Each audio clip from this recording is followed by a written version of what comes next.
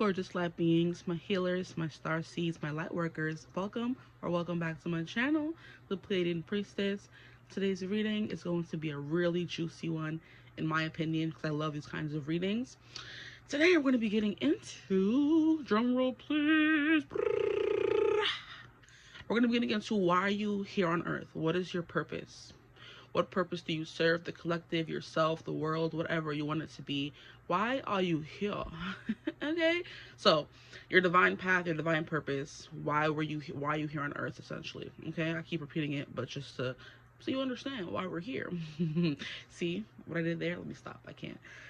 So we have 3 groups in front of us today. Okay, we have, it's giving Halloween again, but I am just too lazy to go into, because you know one thing about living in New York, there's not a lot of space, okay, when you live in an apartment especially.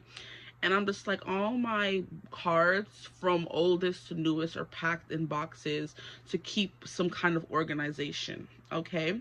And you know what I should do? Get see-through boxes so I can kind of like use them. I might just do that. See, organization skills already come to the Virgo in me, trying to problem solve and fix. But I'm like, there are boxes that I have of decks that I would love to use, that I kind of go and watch old videos. And I'm like, where did that deck go? Of course I still have, because I would never throw away a deck, you know what I mean? But they're just in these boxes, and I don't feel like taking down all the things to go in the box. I have too many cards, guys, and not me looking for more cards the other day. I'm like, I need a fresh channel, I need a fresh energy to bring to the channel. Let me go card shopping. I don't need any more cards. Guys, stop me. Send help, okay? But anyway, yes, I'm like, these are the most recent cards that I had out. I bought them like in like October for Halloween theme readings. So I guess we're bringing them back out, and they're all the perfect size because they're the cards that come in those big boxes for my people who buy cards, you know? Let me give you an example. These big gargantuan boxes. So they're all like the same kind of size, so they kind of fit perfectly and they're aesthetically pleasing for me, so I love that. Okay, so you're gonna choose your deck, or you can choose this pendant that I bought. They were supposed to be, you see, they were supposed to be like keychains you put on your keys or whatever, because they represent the chakras, but I'm like, no, I was using them as necklaces. So if I bring them up to the camera, they look a little tarnished. That's exactly why, because I was using them and they kind of like rubbed off against my skin. Yes, my skin was breaking out, so it was for the aesthetic of it all, okay? And I would mostly try to wear them with shirts because my skin is extra sensitive and does break out when I don't wear real things, okay? But they were cute and they fit what I was wearing them for, you know what I mean? So reuse them still, you know, I repurposed them, okay? So for group 1, we have the Edgar Allan Poe Tarot, and then we have the solar plexus chakra. Okay, like I said, if it looks a little tarnished, mind your business, but this is what the pendant looks like. You could choose by pendant or deck, and this is the Edgar Allan Poe Tarot. You can see what the back looks like. I'll show you the front. This is what the front looks like. Queen of Wands, okay? Makes a whole lot of sense for your, if you know about chakras, okay? So put that like beneath it. So choose by pendant or card or deck, okay? For group 2, we have the Trick or Treat Tarot, and we have the amethyst chakra coming through. I mean the crown chakra coming through. But it's represented by an amethyst crystal, okay? And this is the insignia for the heart chakra. And I mean, why I'm saying the heart chakra? No. So you see what happened was, I had originally had this here, so maybe I'm supposed to place them back. Maybe I'm supposed to do that, because I'm like, we have the heart chakra here, because I had it like this, and then this was over here, but I'm like, the purple more so goes with this, the aesthetic in me. But I was like, no, maybe it's supposed to be like that, or maybe you're supposed to choose both. I don't know. But hey, heart chakra energy, that could be your sign to choose both. But for the aesthetic of it all, we're gonna keep the green with the green and the purple, because this has green as well. So purple and green. Maybe you're supposed to watch both of these groups, okay? You have 2 purposes in life. But yes, and then we have the Trick or Treat Tarot. It's chaotic. Bear with me. And this is a 2 of Cups. How cute. I definitely did not use this deck enough, so I don't care if it's Halloween or not. I'm definitely gonna like start using these decks more. So I paid money for them. Shoot, I better. Okay, and then put that down there so you can choose by that. And then the next deck we have is the Darkwood Tarot, and this is the heart chakra pendant. This is the one, obviously you can see I wore this one the most because it's the most tarnished, okay? I have to go back to the store and get more. because this ain't it for me. But yeah, this is definitely the most tarnished one. This is the one I was wearing the most. I don't know why. I was like, maybe I needed to heal my heart chakra, and that's why I felt called to wear this the most. But yeah. Or I wanted to be in my lover girl energy. And then we have the Darkwood Tarot, and the card you guys got is the Three of Swords in reverse.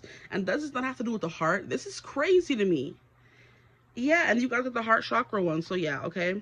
So you're going to choose the deck, you're going to choose the pendant, you're going to choose the card, you're going to choose the energy, the number one, however you choose your readings. You're going to choose your reading here today. Hold on, let me fix them so you get a good view. You're going to choose whichever card calls out to you the most. This is 5 minutes, wow. Okay, I'm done. I'm so chaotic today. But yeah, choose what you want, and then I'll see you over there. You're reading. Bye!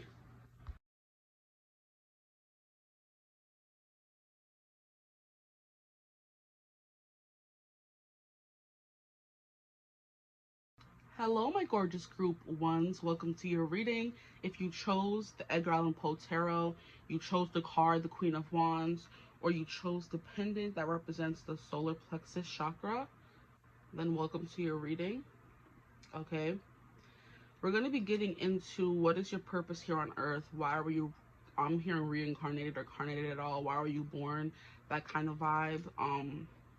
We're going to see why you're here and your purpose here on earth. What purpose do you serve? The people, the collective earth as a whole, you know, the divine. Why do they reincarnate you or carnate you in general? So we're going to put that over there to hit the sunshine, okay? And get into the reading. So immediately off the bat, we have the solar plexus chakra, which is all about confidence, you know, feeling at peace with yourself and who you are, the ability to express yourself, to follow your joy, to follow your bliss, okay, to be confident, straightforward, which is why in the intro, when I was showing the card that came with it at the top of the top, like I was like, Queen of Wands, how fitting if you do know the meaning behind the solar plexus chakra, which I'm sure you do. I'm sure almost every reader incorporates all aspects of spirituality on their channel. So they would be talking about the chakras, they would be talking about the astrology, they'll be talking about the numerology, they'll be talking about psychology, they'll be talking about everything to help the reading come across as clear as it can, okay? So if you know the solar plexus chakra, you would have known why it was already a synchronicity for the Queen of Wands to come out, okay? Because the Queen of Wands is all about commanding attention, telling people what to do, being the boss of her own life, and in doing so, being the boss of other people because people follow her. So if we want to give like an archetype, she would be the influencer, she would be the celebrity, she would be the person that everybody looks up to for the next trend to come in. You know what I mean? What should I buy? I need the opinion of the Queen of Wands first. Where should I go? Where should I travel? I need the opinion of the Queen of Wands first. You know what I mean? So she's someone who's like very self-assured and stands very firm in her power, and she knows what she can give the world. She's very confident in who she is and what she can provide. That's the kind of energy you guys are bringing to the function, which is something that I'm saying very often lately, but I guess we're in that era, okay? Because there was definitely a trend going on around on social media. I didn't see a lot, but I saw a good amount on my book Instagram that I have, but also I think it was mostly that it was the book people that my book authors that I follow, and they were like, this is the energy that I bring to the function. It's like a collage of, I guess, their favorite things, the things they kind of grew up around. And then there was another one that I saw the authors doing, and it's like my lore. So like the shows you grew up watching and why they write the books they write, which I really love. You know what I mean? For anyone who don't know, I love to read. Okay, all kinds of things, romance, you know, sci-fi, fiction, non-fiction, astrology-based stuff, spiritual stuff. I'm reading and learning about everything I can. Okay, so every week you'll see me with a new interest. And I was watching this video on TikTok about psychotherapy and da da da da da. That could be your thing, telling people how what you've learned. You know what I mean? That could be your thing. You're supposed to be a teacher to help people ascend into what they're supposed to do, or you're supposed to be a stepping stone. Um, I'm gonna wash away my sins. Dun dun dun dun dun dun. Something something dun dun dun. For all the ones I might have hurt. I never meant to use you all as my stepping stone. Stepping Stone by Eminem is coming through. That was a I'm Sorry song he wrote to his, I think he used to be a part of like D something. He was a part of a rap group before he kind of broke out and became Eminem on his own, Slim Shady. And he was like apologizing to them for leaving them and going on to be way more popular than the group ever was and making all this money. He's like, I never meant to use you all as my stepping stone. So it's kind of like you're meant to stand out and shine. It's giving very much Leo energy. And it doesn't matter what group you're in, you're always going to be the one that is getting the most attention, the one that people are gravitating towards. You kind of have that magnetic energy, that warmth, that sun vibe that makes people want to look at you and be around you, and they want to feel the glow that you give. You know, the sun, they want to feel the warmth, okay? So he was like, he's the one that was the most talented, the one that was the most seen, the one that became the most popular from that group. There's always a person. Beyonce came the most well known from Destiny's Child. So you could come from a group, but you're meant to kind of break free from a group and stand on your own. I don't really think you're meant to work with other people. You're meant to be the boss, is kind of the vibes that are coming through. So it doesn't matter what you're doing, whether you're working as a manager at a retail store, you're meant to be telling people what to do, to lead, okay, essentially. That is like a part of your purpose, because we're already getting into it with this one card. I do tell y'all my intro rants for each reading go on for like 5 to 8 minutes, because I get so much information from one card, okay, one card. But you guys are definitely giving black cat energy. We all have a friend group, and the one that's the most, you know, unattainable or black catty or hard to please or hard to get to know or standoffish is the one that everybody wants to please, the one that's the prettiest, the one that stands out, you know, the one that just has that energy that's like, oh, I want to get to know her more. Every friend group has one, and it's nothing about being better than anyone, but it's like you have the energy to persuade, to hypnotize, to enchant people, and you're supposed to use those gifts in a way to kind of help the collective be better. It's kind of giving me life path 3s, where they say life path 3s are meant to lead by example. So therefore, them speaking their truth and communicating, because 3 is all about communication and creativity and expression. By you doing that, you're helping others do the same. So because you did it first, they're doing it. Influencer, because you started this trend, everyone's following it, hopping on the bandwagon kind of stuff. So you're meant to be that kind of person in the spotlight. And I was gonna say, with the Edgar Allan Poe tarot, maybe some of you are meant to be writers. I was talking about books as well. And with the authors, exactly. Wow. See, full circle. I just be talking. Yeah. Of the authors, they're like, what do I bring to the function? My lore. So you're meant to tell people, well, this is what got me started. This is what inspired me. This is why I write. These are why I write the books that I write.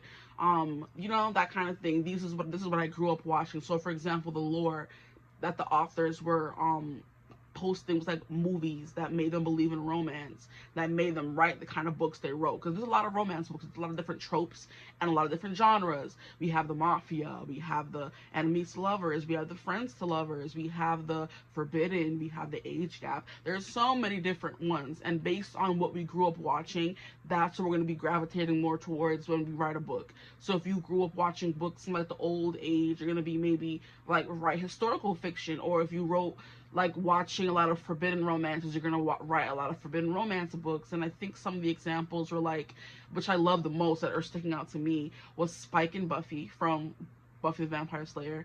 And then, because you guys know that I love that, if you watch me like more than one time, I've had to have mentioned them once.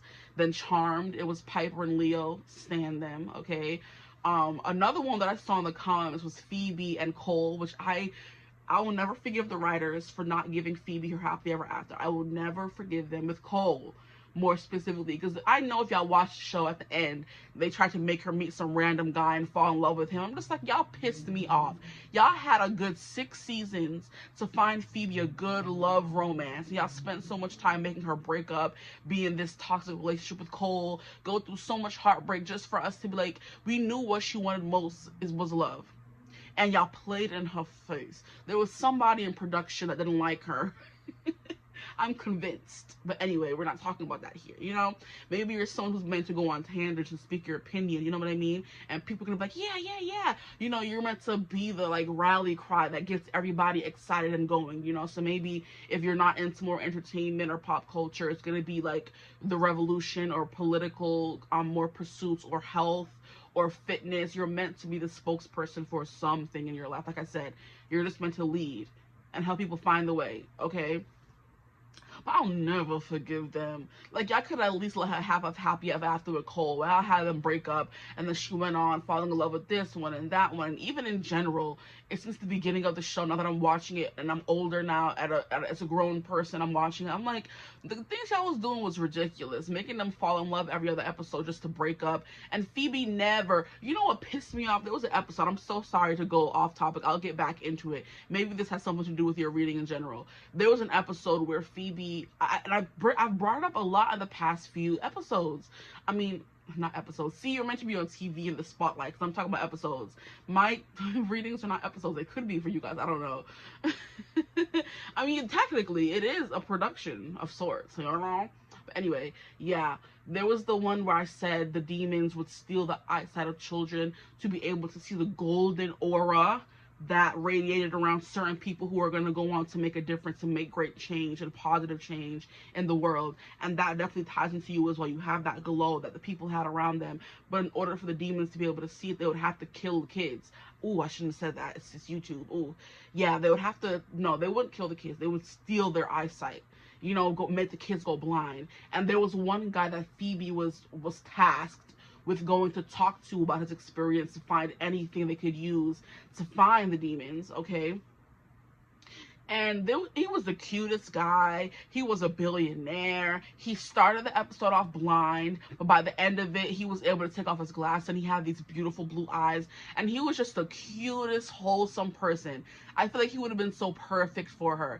He was complimenting her, and he was like, I can tell you're beautiful by your voice, and all kind of flirty stuff.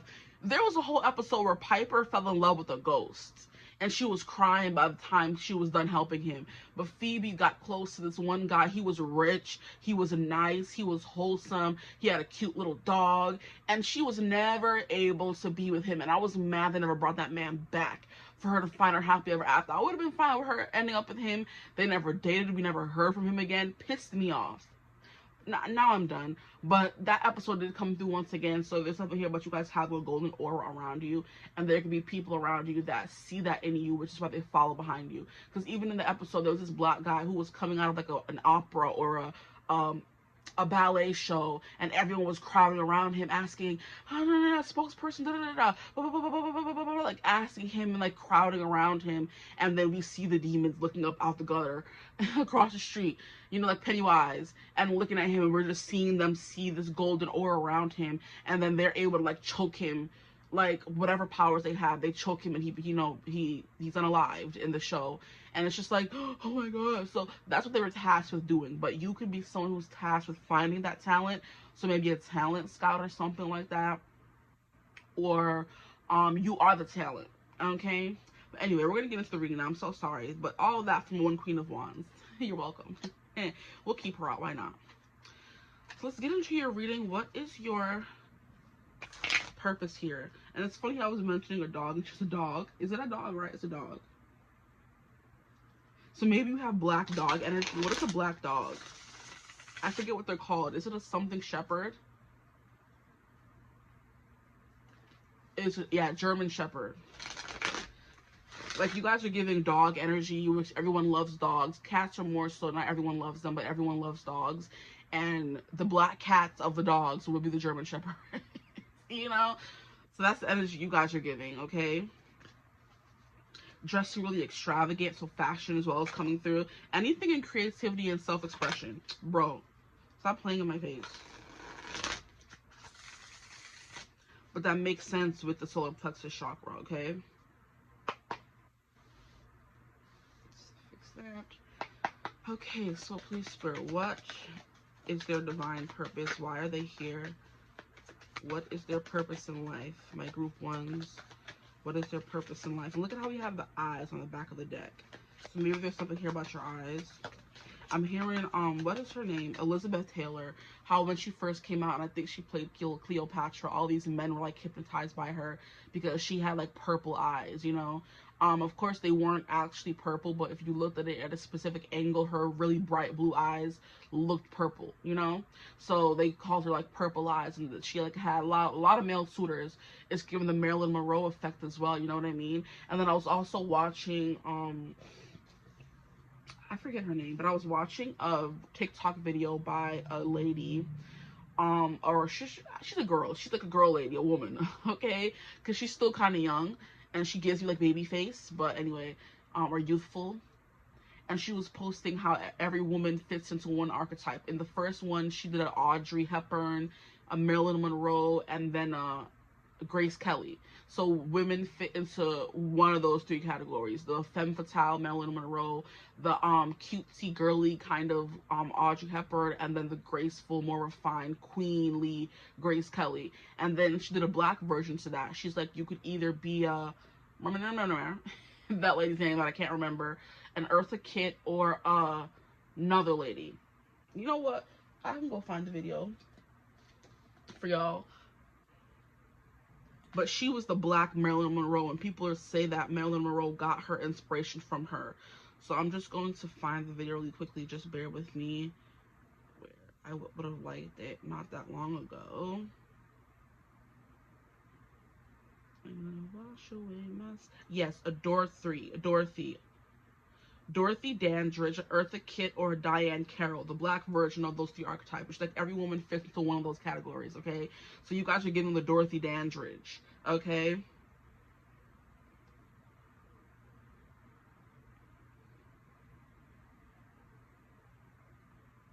Hold up.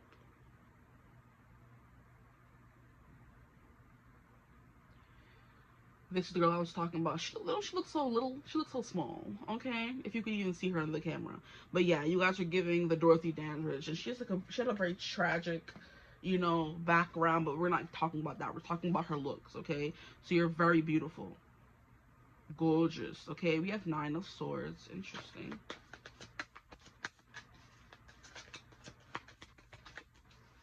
The 9 of Swords represents anxiety, fear, and overthinking. We have a Page of Swords. I'm not sure if I want to accept reversals yet, so we'll just see. What is their purpose here? Why are they here on Earth, my group ones? Please, Spirit, my group ones. To live an extravagant kind of life. Because the Queen of Wands does give Dorothy Dandridge, but I also think she gives Grace Kelly, which is also really beautiful, but in like a more, we have to respect her kind of way, you know? The Dorothy Dandridge was looked at like a object more so, you know? And the Queen of Wands can embody both of those energies, okay? So you're giving Dorothy Dandridge, Grace Kelly, Marilyn Monroe kind of vibes. You have Ace of Wands. That's that creativity coming through. And the writing. So you're meant to entertain, to lead, and to write, okay? I'm also hearing to kickstart. You're here to kickstart. So you're giving cardinal sign energy. We have the Fool. As soon as I say kickstart, we have the Fool. Stop playing on my face. The cards really be playing games. Okay, we have the Fool. And then we have 6 of Wands. Yes, to be successful, to be victorious in whatever you go after. And that's like confidence. It's like not even faking it till you make it, but believing that you deserve it no matter what. Not stopping.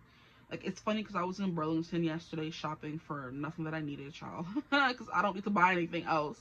But it was after work. And I'm like, why not just stop in Burlington to say I didn't want to go home yet? So I'm just looking around. And there's like they sell like cute little decals for your bedroom. And one of them said, you can pause, but don't stop. And it was like a cute little race car. And I'm like, that would be so cute for a boy's room.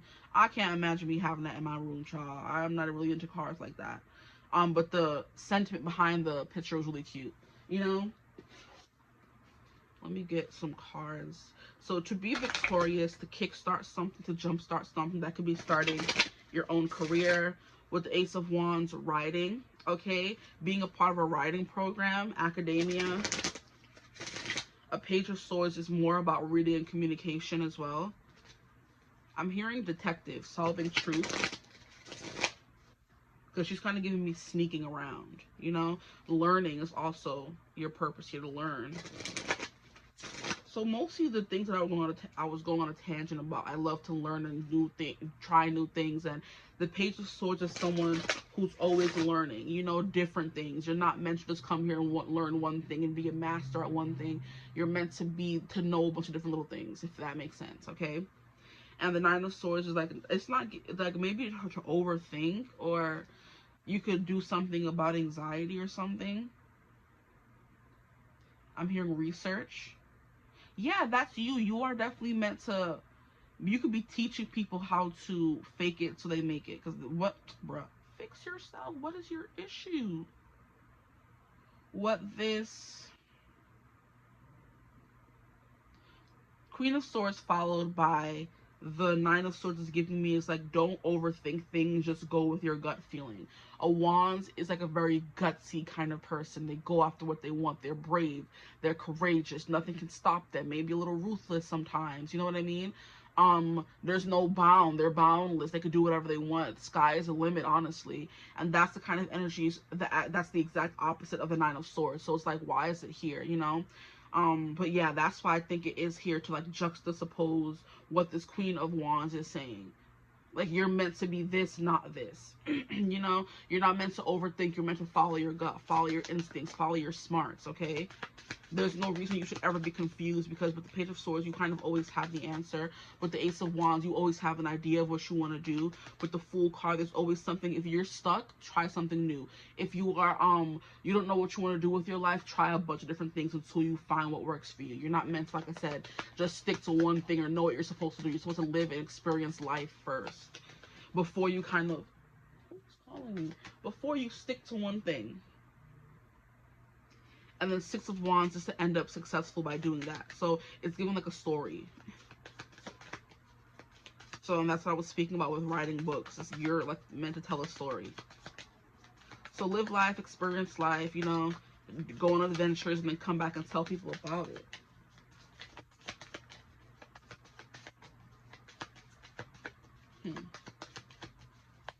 Their purpose here. Why are they here? Please, sir. Why are they here? Why were they born?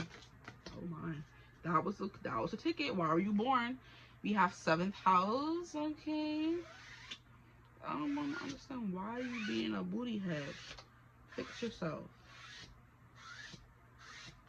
Like, pissing me off. I'm hearing appearances matter to you. So maybe to, you know, dress other people, work with people. It's like, come up in the fashion world and make a name for yourself. I'm hearing that Gambit, I think his name was Gambit anyway, that scene from Wolverine and Deadpool that kind of went viral because of because Channing Tatum's New Orleans accent. He's like, I want to make a name for myself. We have 5th house, creativity and passion.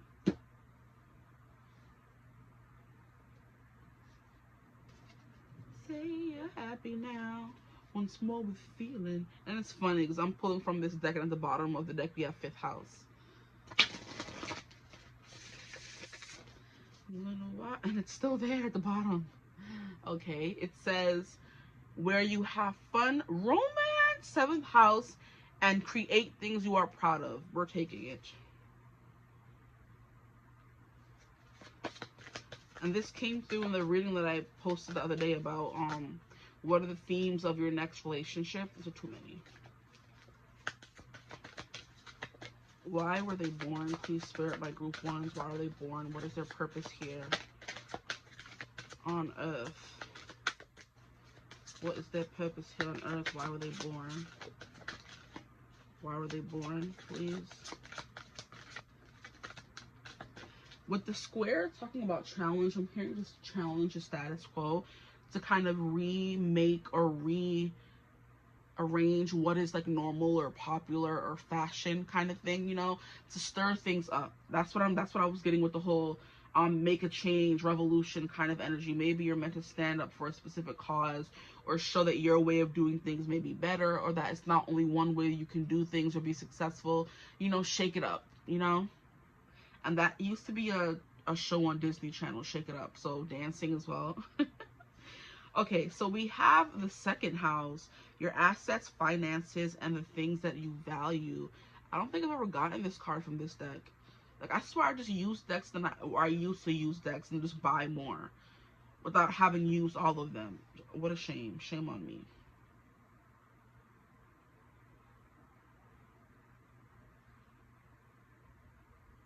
And I'm just keep hearing, I'm gonna wash away my sins.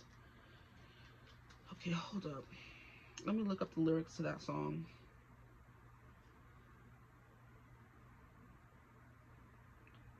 Stepping Stone lyrics.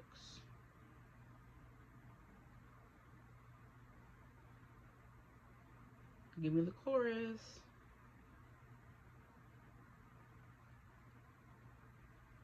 Yes. I'ma wash away my sins. I'ma rinse away this dirt. I forgot to make amends to all the friends I may have hurt. I better stop and say my grace.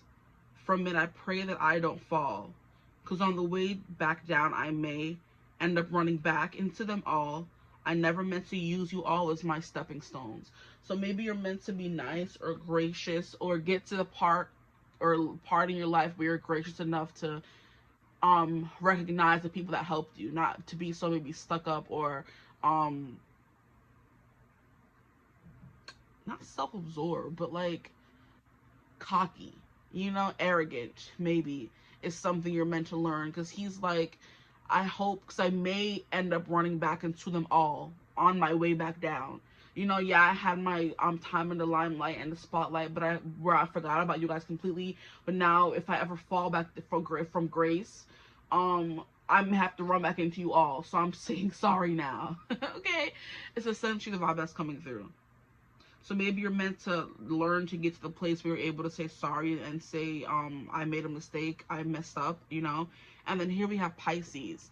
This energy is wistful, endlessly loving, compassionate, and forgiving.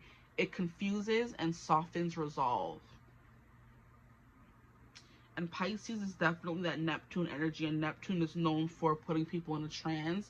So it's kind of the energy of, I do know that there's like a lot of, I used to be watching a lot of astrology videos like maybe a few years ago, and in a lot of, they're like, what placements indicate fame, or that you'll be famous, or that you'll be an actor or something.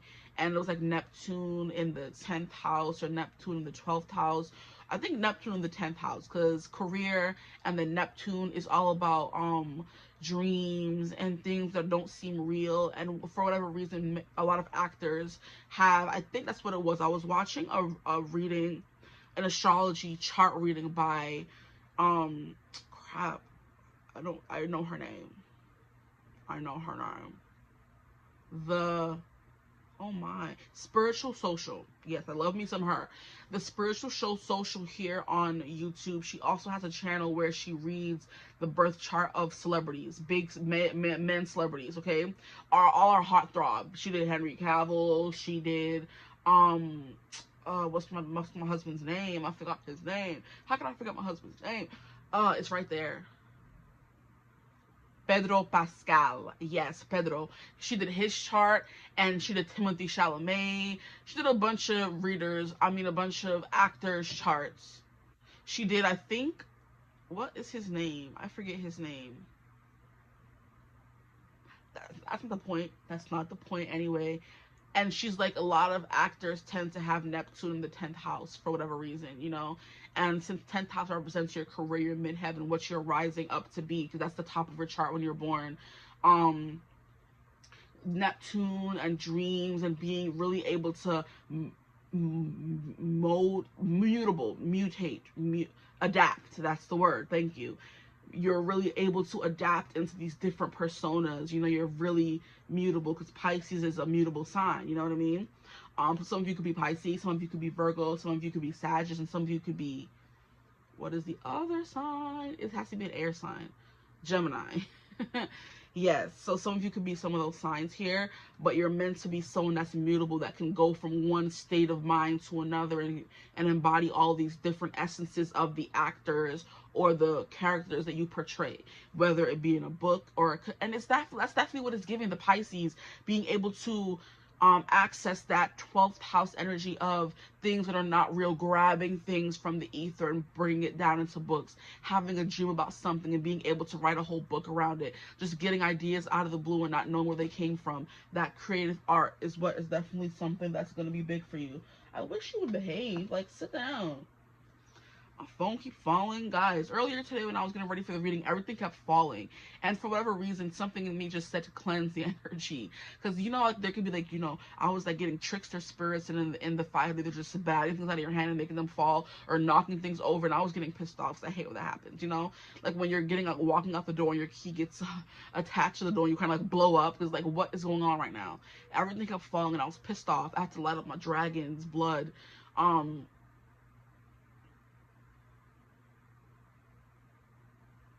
Smudge. Like, not today. Not in my house. Okay? Anyway, yeah. Maybe to, yeah, put on theatrics is kind of the vibe you guys are giving, or to the, just to create things that has never been done before. But yeah, Pisces energy is definitely being able to embody many different characters, to write many different books, to have that dream world, that fantasy, you know, to have that, the imagination to come up with those things. That is definitely that what your purpose here on earth is, to pull things from your imagination, from the ether, from 5D, get inspiration from spirit, and definitely bring it down to 3D and like make success out of it. So books, fashion, writing, music, movies, stuff like that is coming through very heavily for you guys. That's your purpose, okay? But, and then 5th house is definitely what that is, like how she's drawing. I should have put as well art, where you have fun, romance, and create things you are proud of. 2nd house, this 5th house energy is going to be connected to your 2nd house, to how you make money, your purpose. You're supposed to make money using your creative gifts, okay, and talents. Or like I said, if you're not much into that, if that's not resonating for you guys, through academia, through schooling, okay, from always learning different things, you know what I mean? And I do think bringing people on your journey of learning different things is what I was saying about leading by example. People doing things because you started doing it. So if you start documenting, oh, and now I'm going to learn about this, come with me to try a new pottery class, or come with me to try a new writing class, or come with me to travel to somewhere I've never been before, or come with me to go on a date and get ready for a date, or come with me to buy a book at the store, is the kind of energy that's coming through for you guys. You know, just come with me on this journey called life. And people are gonna be like, yeah, sure. The way they get like obsessed with celebrities and want to know where they're going, what they're doing, how we get really attached to these influencers and content creators. We see, and we're just like, tell me more. Did you get very far? Tell me more. Like, does he have a car? I'm sorry. We went swimming, drink lemonade. Like, you know, just exactly storytelling is your divine purpose here, in whatever medium mode that takes for you, you know? Storytelling, because like I just keep going on tangents and getting into like stories, so that is the vibe that's coming through for you guys. But yeah, that's literally what they're doing in that song. Sandy's telling about her experience with Danny, and Danny's telling about his experience with Sandy over the summer, and people are just like, tell me more, you know? Exactly. Okay, so boom. And then we have 7th house, which is partners, companionship, best friends, marriage. I do think there's something here about your relationships with people, because the song, because it's not coming through anymore, but it was coming through until like maybe I got to the reason behind the song, Stepping Stone, Eminem. And like I said, because if I end up falling back down, I'm going to be running into you all. So treating the people in your life good, okay? Not getting uppity and saying, I'm too good for you now. Don't do that. You have to, because your relationships in your life are going to be very important, okay? Or a relationship, because 5th house and 7th house is dating, romance, love, you know what I mean? Marriage, that kind of thing. Partnership. Okay, so partners, companions, best friends, okay, marriage, relationships, opposition, equilibrium, sharing, communion, justice, balance, and social awareness. And that is that vibe that I was getting from the Page of Swords. So, and that guy from Charmed, where they unalived him coming out of a function, everybody was around him asking him. I think it was some important, like, I don't think it was a political figure, but he was an important public figure who was trying to make change for something, and they kind of like just like snuffed him out, you know? And it always pissed me off that he had to be black. I'm like, he could have been anybody. You could have cast anybody in that role. Why have to be a black man, huh? Let me stop. But yeah, dude, that could be you getting into conspiracies and seeing things where people don't see them. Because what we don't realize is that in a lot of the shows, it's always the black people that die first. You know what I mean? It's always them.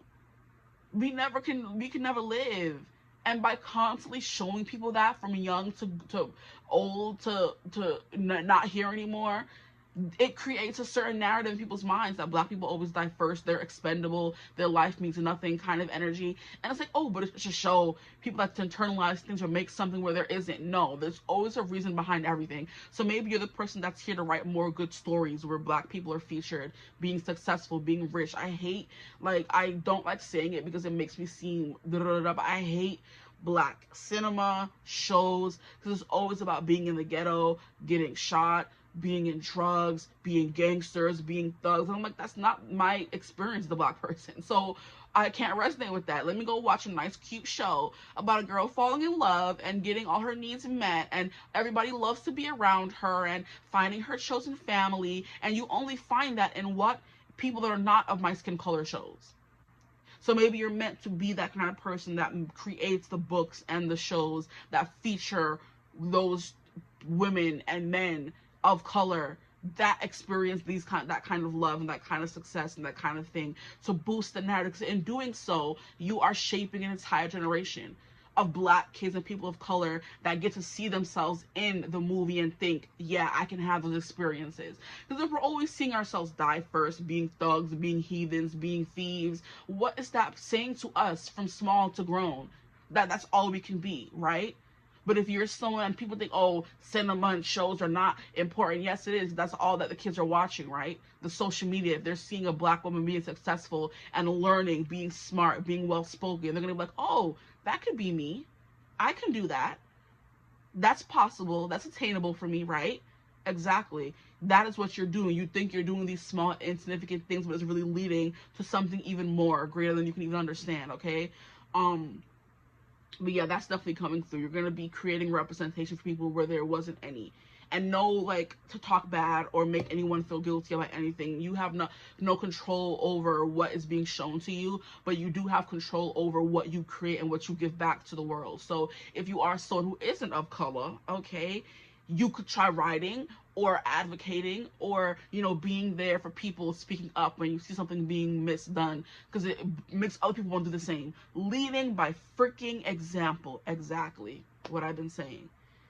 By you being the starter, the kickstart of treating people of color better, or being more nice, or being more aware of how you have been treating them before. And there's certain biases and stigmas that we carry around ourselves, you know?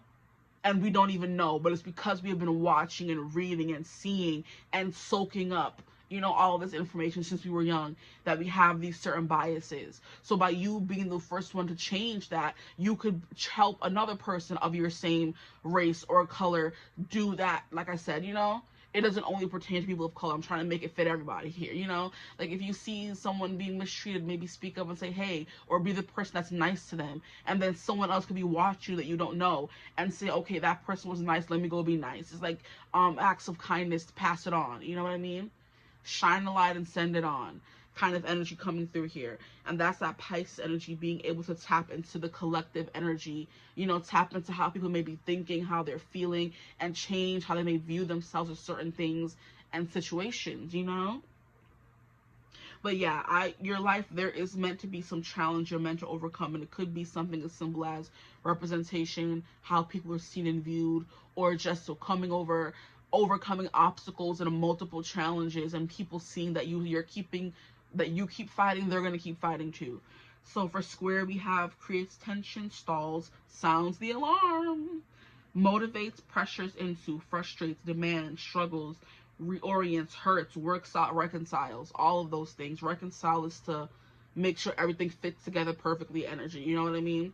And then we have fifth house coming through again. Performance, entertainment, creativity, costume, play, love affairs. Might I add, maybe you're meant to have multiple love affairs with the fifth house energy coming through in seventh house. Okay, so fifth house is not about serious relationships, but it's about dating, romance, and fun. So that could be something you document as well, my dating journey, you know? But you're meant to date a lot of people, go have a lot of fun with fifth house coming through twice, okay? But joy, pleasure, parties, children, humor, romance, and a disco ball. So partying, having a good time.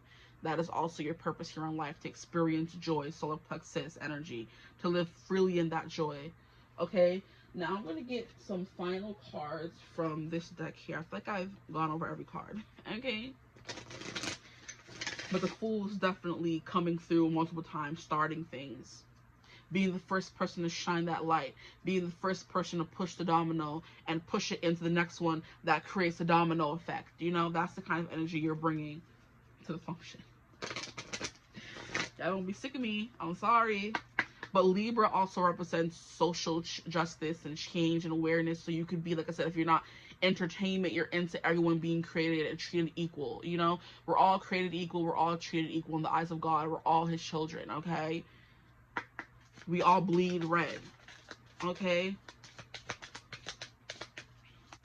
So you do stay up late at night worrying about maybe social justice or change, or the things you've read in books, or the things you've seen on TV. Like, those things bother you because you feel very deeply here with this Pisces energy, and that you were meant to feel very deeply. That's why you feel very deeply, so you can be the person that makes a change. Because it's going to keep bothering you with Nine of Swords unless you change something about it. You know, it's going to keep nagging at you, poking at you, you know? Okay. Now, I'm going to get like a few cards from here. Look, we have confidence. Wow. Stop playing these cards. One more card. Okay, you want to come out. And harmony. Peace and harmony in all the world. That's you guys, okay? Now, I'm going to read from the book for these. I always think that the passages from these dragon oracles in particular are very insightful. So the less I pull, the more I feel like you guys would stay with me and hear what I have to say. Because if I'm reading for 5 of them, the passages aren't the shortest. So you're going to be like, I'm going to head out. I'm going to lose your attention. And we have these beautiful colors, heart energy, you know. So I do think you're able to make people fall in love with you very easily. But love is definitely going to be something that you're going to be in the business of love. So maybe helping people find love, a love therapist, something like that. Nope, that's not right. Because these, no, maybe it is. I'm not sure. Let me leave them alone. I keep bothering these blasted cards. But I want them to look straight. I hope they do. And if they don't, I'm sorry. Let us find confidence. Confidence is 60. It says, trust yourself, your inner wisdom, and your intuition. And I think I mentioned that earlier in the reading too. So confirmation again. So call upon this dragon when your confidence has taken a knock, or when you feel you are unable to trust your own judgment. He gives the hope and the courage you need to carry on. And that's what I was saying with the car. You know what I mean? You can pause, don't stop, never stop. He encourages you to dig deep and take the next step. He will be beside you all the way, supporting you as you do. He has beautiful dragon energy you can call upon in times of personal crisis and need. Confidence is an awesome dragon to work with, but be warned, he can also be forthright. He says, you can't sit there wallowing in self-pity. You have a job to do, so get on with it. Okay, confidence tag. He continues, you have many talents to draw upon and use. Yes, you have taken a few knocks and bruises along the way, but that is life. Your infinite abilities are yet to be explored and uncovered. Your task now is to trust yourself, your inner wisdom, and your intuition. Follow your feelings and listen to your inner guidance. This might be scary, and you will be taking yourself out of your comfort zone, but playing it safe doesn't aid your personal or spiritual growth. If you have no idea what course of action to take, why is it so long? Ask for his guidance, but remember, he is not in any way soft or fluffy. He will not tell you or show you what you need to know. No, he will tell or show you what you need to know and bluntly put things in your path that you need to understand. Look for the lessons, and from there you will begin to develop exponentially, both spiritually and personally. You will find your way under his compassionate guidance. Part of what confidence teaches us is that we are responsible for our own experiences, however painful or joyous. We need to learn to live, love, forgive, heal, and move on. He is probably one of the toughest dragons I have encountered, yet he is also gentle and caring. Tough love, I think it's called. Although he's straight talking, he does have huge compassion for us human doings. Bear that in mind if you get a telling off from him, dragon style, okay? I can't. Confidence, you're funny. Okay, now we have Harmony. Before I leave you guys, Harmony is 49. Her little quote thing is, tomorrow is a new dawn, and being in our heart center ripples out with positive effect. Now, Harmony is the first shy dragon I met. She's so little. She was peeking out at me from behind a huge curtain when she first appeared to me. She's a quiet, considered being and is a lot less brash than some of the other dragons I've encountered. It's funny how you were just coming from confidence and he is the brash dragon, okay? These are long passages. I asked her about her qualities and she replied, I am the bringer of harmony, restorative on an interpersonal level and an outer global level. If you are wrestling with a problem that you are unable to solve, ask her to bring her beautiful, harmonious influences to the situation and guide you in any steps you may need to take. If she's appeared to you today, she asks, what area of your life needs reviewing and what do you need to let go of? Is it judgments or old habits? What is it in your life that needs reharmonizing? I will assist you in taking those first steps, supporting you as you do. Take some time to sit and contemplate your life as it is and look honestly at what may require changing. It may be something quite small, just a little tweak, or it could be a life-changing event. She goes on to say the answers you seek all lie within you, so sit quietly, ground yourself, be present, and reflect. Your inner knowing, which keeps coming through again, under my guidance will help bring the answers to the surface for you. She reminds us tomorrow is a new dawn, and being in our heart center ripples out with positive effect. She will often appear when there has been discord or upset. This can be on a personal or a global scale. She is the harbinger of change, and her role is to bring harmony to the world. Mic drop. Okay? So, that is energy coming through for you guys. That is what you are here to do, your purpose in life. I hope you got some clarity from that. If you did, like, comment, and subscribe. Join the tribe. We'd love to have you. If you would love your own personal reading, maybe we would get more personal effects from what your purpose could be. I'm open for personal readings. You can always email me using my email in the description box below.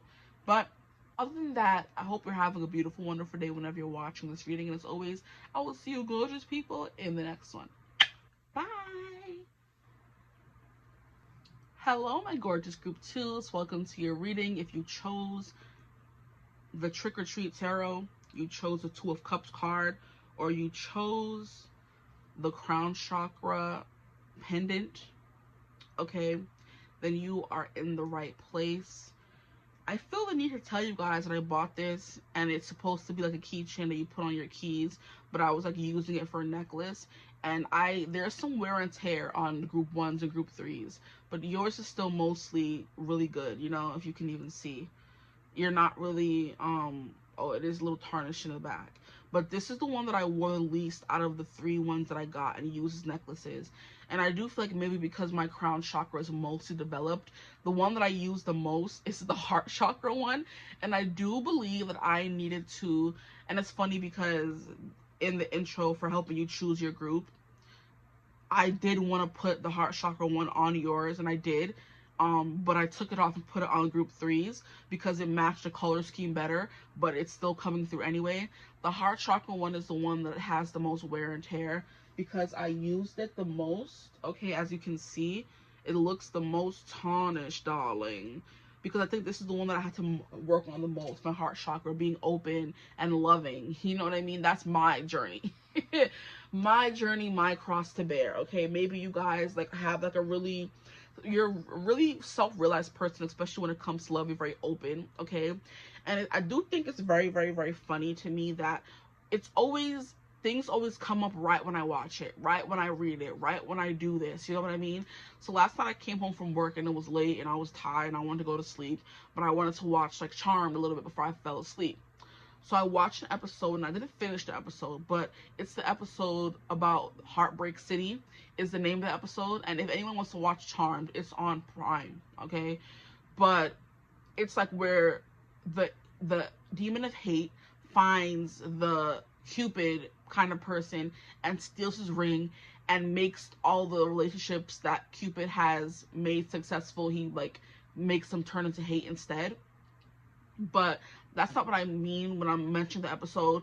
So we start off the episode, honestly, let's start off there, where the three sisters and their dates, sans Phoebe's date, is coming from a movie, and she's like third wheeling or fifth wheeling on the date because Piper has Dan, Prue has that guy that works with her at Buckland House, and then Phoebe's date canceled on her, so they kind of made the episode open perfect, where both of them are all lovey-dovey and touching up on their man, and Phoebe just feels left out, and they're all like, we're so sorry your date canceled on you, and she's like, it's okay, you know what I mean, and she's like putting on a tough face, acting like she's happy for her sisters, and then they go to like get coffee.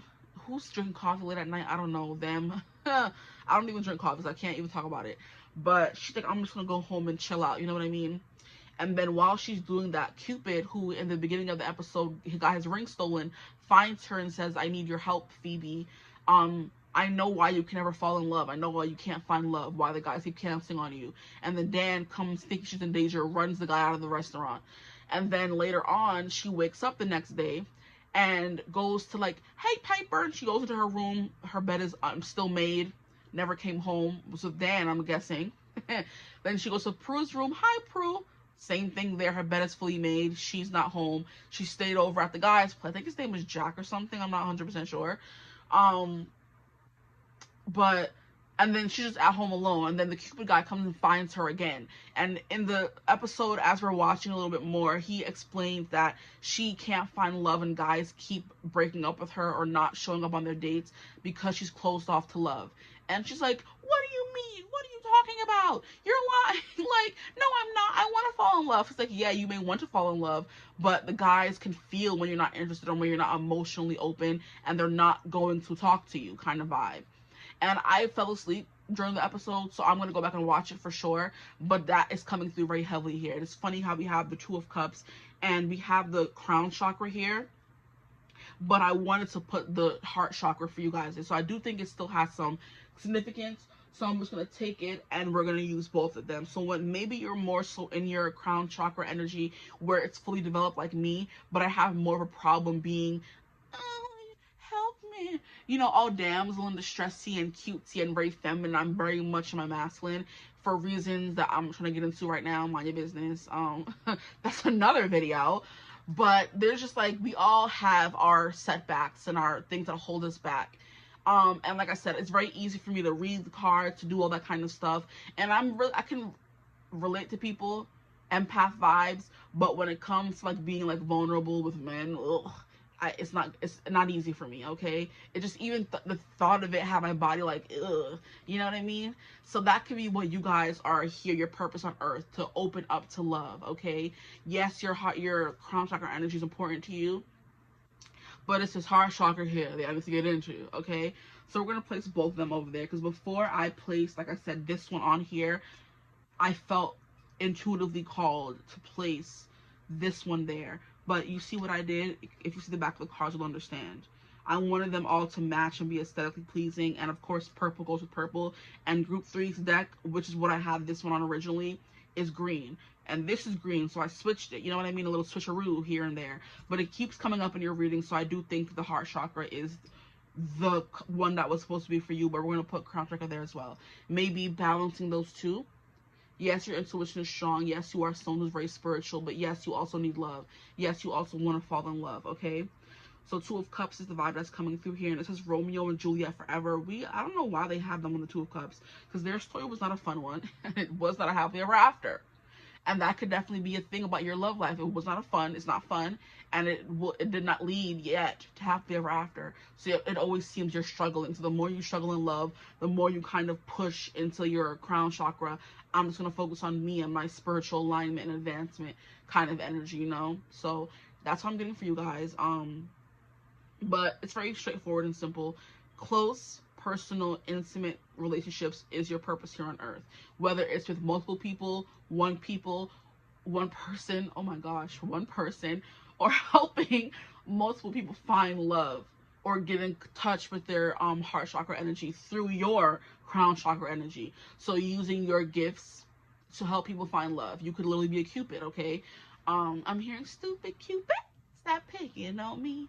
Like, tell me that song is not so good. Like, she went off. I'm forgetting her name right now. But the mean girl, her name is, we know her. She's from A Walk to Remember.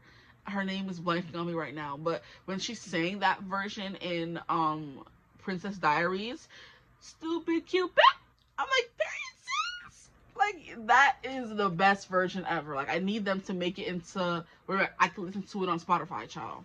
But yeah, that little inflection she did, bomb. But yeah, back to what we was talking about. Stupid Cupid, stop picking on me. So you could feel like Cupid is personally victimizing you, and you can never find love the way Cupid was personally victimizing Phoebe, and she can never find love. And also, actually. It's funny because in group 1, I was going on a rant about how Phoebe, they did her dirty in that show because she was never able to find love. They just threw some random guy in season 6 or whatever and made that her husband, and they ended the show that way. It's so disgusting and dirty. Like, she ended the whole series single, and then when they did like the push into the future, it's not the prologue, it's the epilogue into the future, she was with some random guy we never met before. We didn't get to know him. While the other two was very well established in relationships. And Piper, I just feel like Piper got what she needed in that show. The other sisters, I don't know so much about all of them now. But I feel like Phoebe deserved better. And I volley between her and Piper being my favorite, but I do resonate with Phoebe the more I watch the series over and over again. And it could be because she was always falling for the wrong guy. It was like she was very attractive, very beautiful, very gorgeous. She was also the empath, and she had the premonition, so she was also able to connect very deeply with people. Yet she still was not able to find love. Make it make sense. Pisses me off. Ugh. But yeah, I was going on a tangent about how she never found her happily ever after, and they just randomly brought some random guy in at the end, and, oh, this is her favorite guy. Shut up. No, it's not. It was Cole, and it was always meant to be Cole. Let me stop. I'm done. But that's the vibe that I'm getting, okay? You know, even though you have this energy and you are able to connect to people so deeply, it's still hard for you to find love because you're closed off to love the way Cupid called out Phoebe in that episode, okay? I wish that I saw the end, but it doesn't even matter because, like I was still saying, even at the end of the series, it didn't give her guy. She just met some random guy, and that was supposed to be her happy ever after, that we didn't get to know him or anything. That will forever irk me. But anyway, 2 of Cups. Let's get into the reading, guys. I'm so sorry. Whew. I just get very passionate about the things that I care about, and that could be you as well. Like, I did not use these cards enough for me when Halloween time was here. And they shuffle so nice. Hello there. That was kind of ghetto.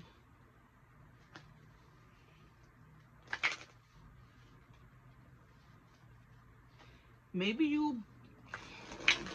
Let me finish so there's no overlap.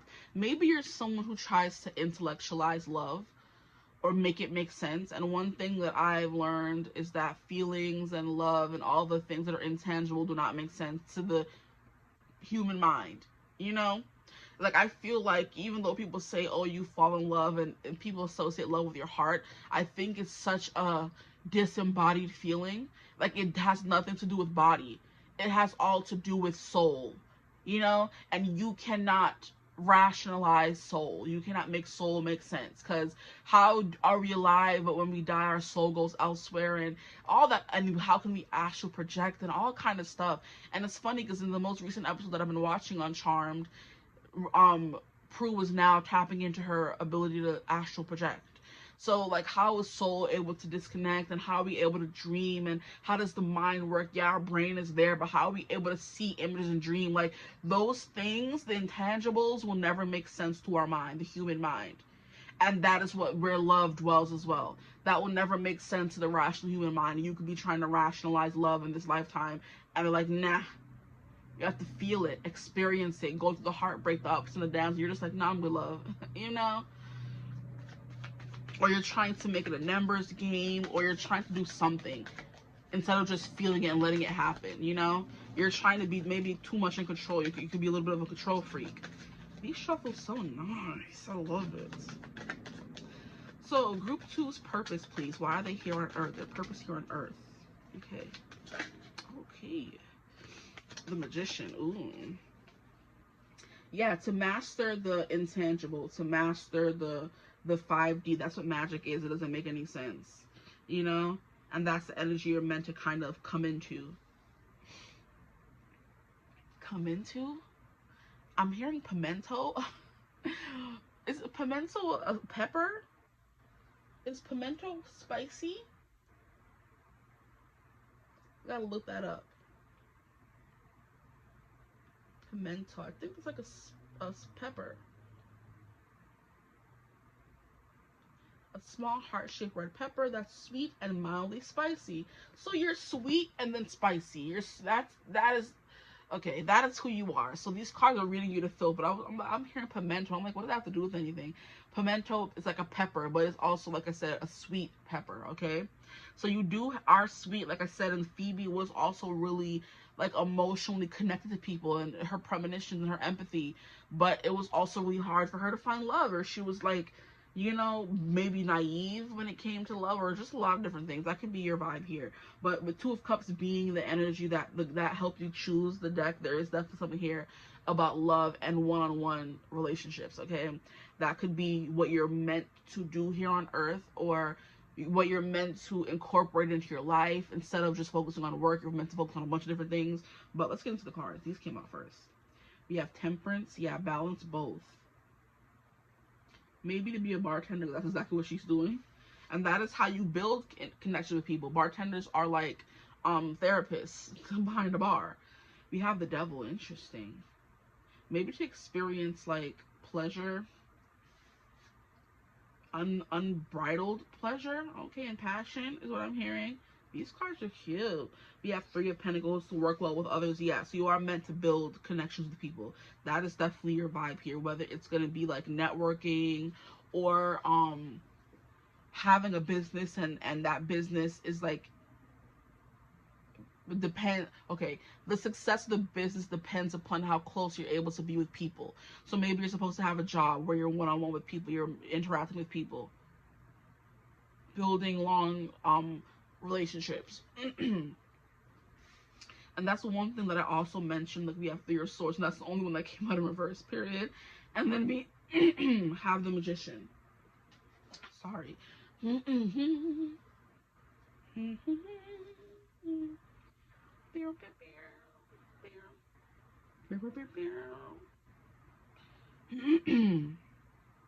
What's the issue? Stop playing.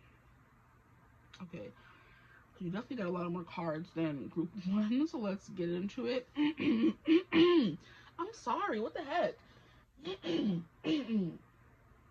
Get out. Okay. Maybe to speak up, to say something, express yourself, tell people how you feel, to be vulnerable, that kind of stuff is coming through. And that's like a very, not weird, but just like very specific life purpose.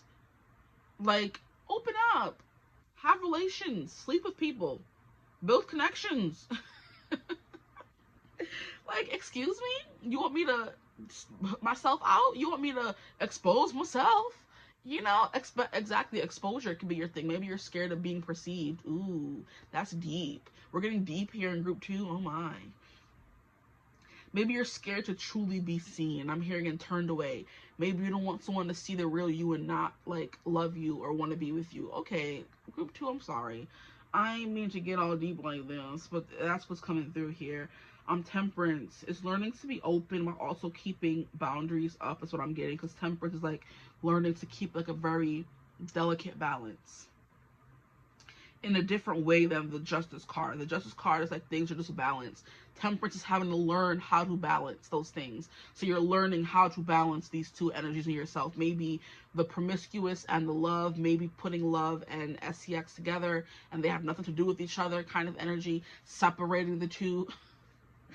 It's funny because I was thinking of, or I heard myself say, disestablishmentarianism in another reading that I was like rewatching to see if it still resonated for me.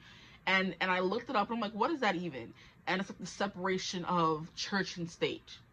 So separating all the embedded beliefs of church from what everyone else can do. You know what I mean? How in the Catholic Church, I think very much in like England, early England days, how everyone had to be Catholic and rule under the Catholic king. And this establishmentarianism was like, nah, there's state and then there's religion. Keep them separate. Thank you. They don't need to be the same. The way it is in the Vatican, you know, and I think in Rome, I don't know if it's the kind of the same vibes. You know what I mean? But yeah, one has nothing to do with the other. Get out. Okay, there's politics, then there's religion. Okay? So yeah, you're learning, and of course it doesn't have to specifically mean you're trying to separate church and state, but you're trying to separate two things in your life. There's one, then there's the other. Romance, then there's SEX. There's your libido, then there's your romantic feelings and what you need. So maybe you're giving one to one and not the other. You know what I mean? But by the end of your life, you're gonna be a master at it. Don't you worry, your pretty little head. But that's just the themes that are coming through for you. I want to get more cards for more clarification for you guys before I get into anything else. I'm trying to figure out why y'all acting like this. There's no need. Okay. Oh, let me get some more cards from the other decks before I get into the reading. But we have like a few major arcana cards here. Temperance is trying out a lot of different things. So experiencing life, maybe you're here to experience a lot of different relationships in different forms.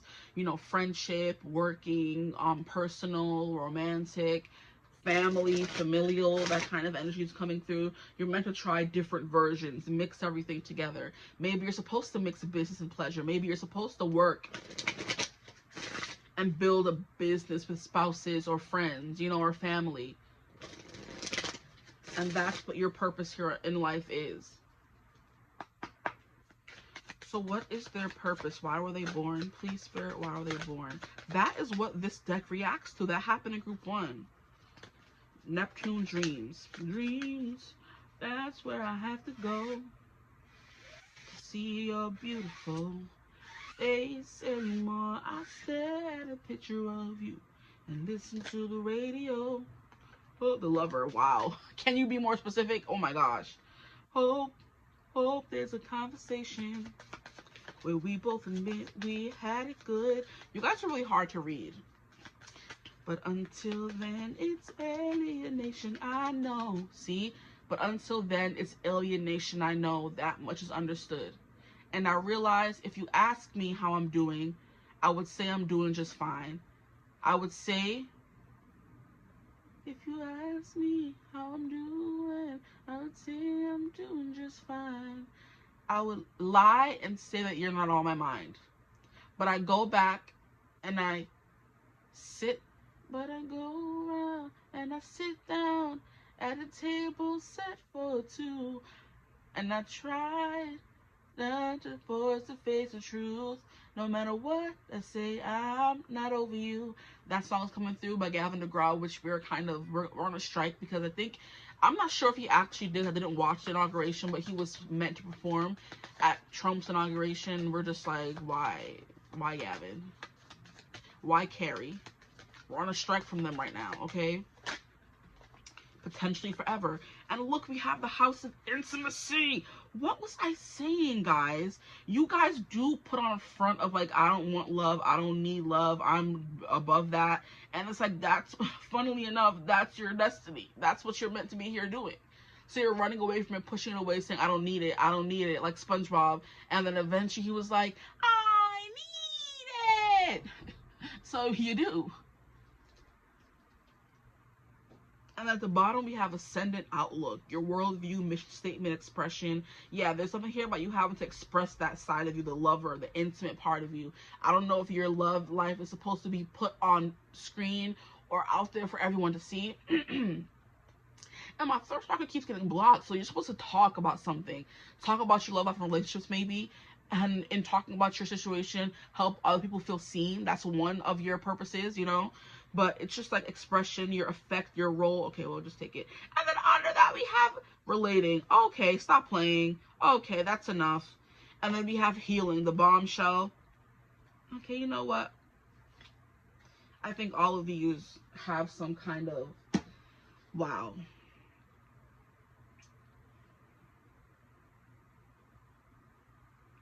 So y'all just going off, huh? The way you relate to others with relating. We have healing, the way you're healing. So your whole journey through healing love and finding love could definitely be a thing. So it's giving me how they used to have those shows back in the days, the Flavor of Loves and the Rock of Love, and like maybe you're meant to place your struggles in dating on, okay, how can I say it?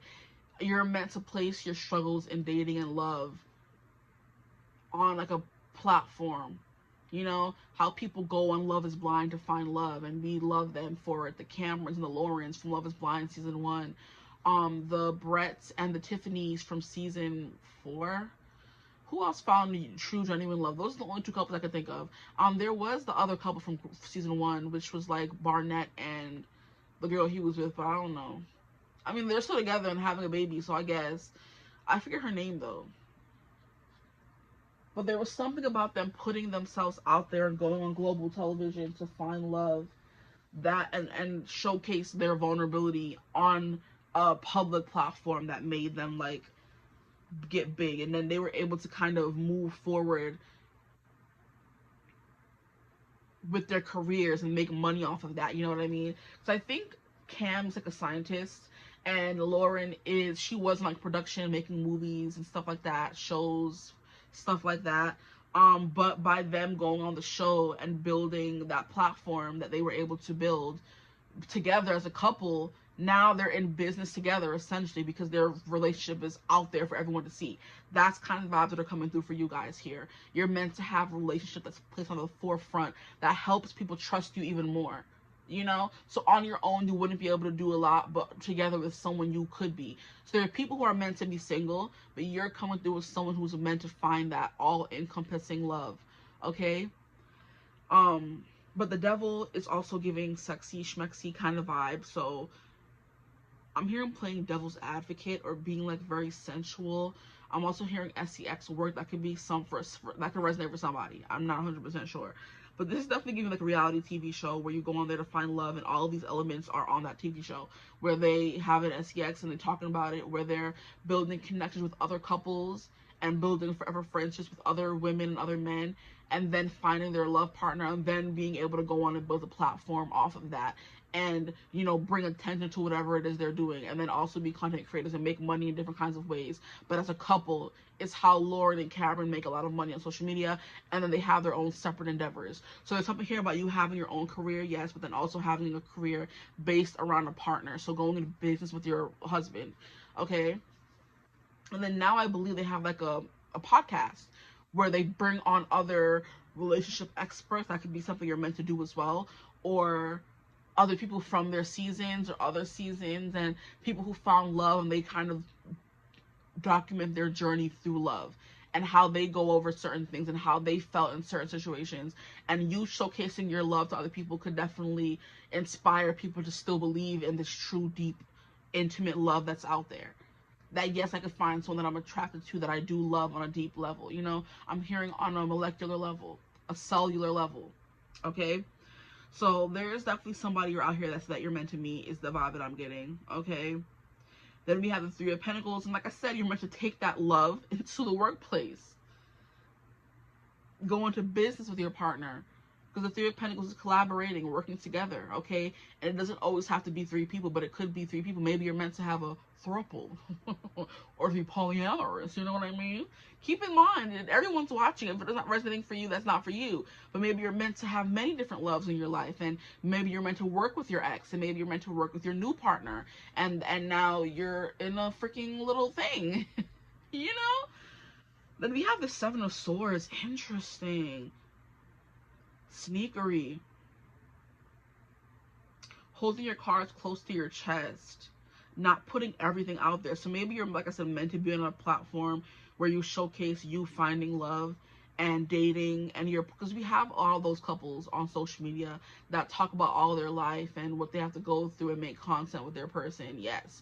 But there's also certain aspects of their connection that we don't know about, the more intimate parts, you know what I mean? Some couples put their children up and put their relationship up. They don't talk about their more intimate 18 plus kind of life, and that's where you kind of like draw the line. Maybe some of you won't. Maybe you'll help people. I'm hearing sexual healing. When I get that feeling, I want sexual healing. Hey, sexual healing, baby. It's good for me. Makes me feel so fine. Such a rush. What makes me relieve my mind? Yeah, people think, oh, that sex is only meant for relationships and love, and it's like, nah, sometimes you can find some healing through that, going and sowing your wild oats. So you could definitely be like a sex therapist, something along those lines, okay? Now, but there is definitely something that's going to be like covert or undercover about your life with your person or your life in general, you know what I mean? Now we have Three of Swords in reverse, healing heartbreak. So you're definitely like a relationship coach or therapist, something like that. And it's kind of like maybe you won't be certified, maybe you will, but like by having the experiences that you've had, you're gonna be able to help a lot of people. You know what I mean? It's getting at.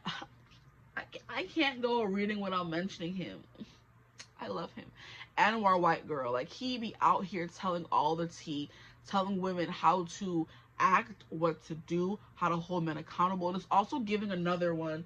I think his name is like Christian Walker. Let me look him up. Let me look him up. Let me look him up. I'm pretty sure it's Christian Walker. Like, he is like the I think he's a mix, I'm not sure. And it's funny, the first person that I see when I open my Instagram is Anwar. Look at him right there. Hey, Anwar, baby. That shows y'all that I really be talking about and watching this man's stuff. That shows y'all that I really be watching this man's stuff. Okay, let's get into it though.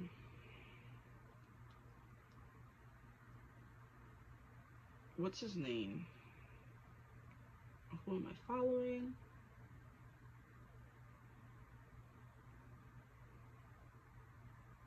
Christian?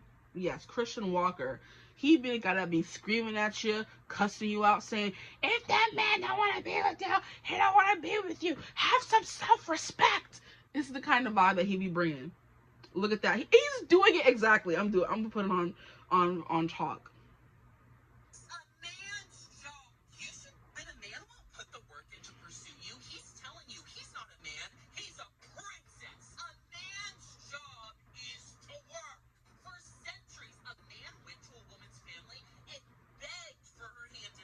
I was talking about this too.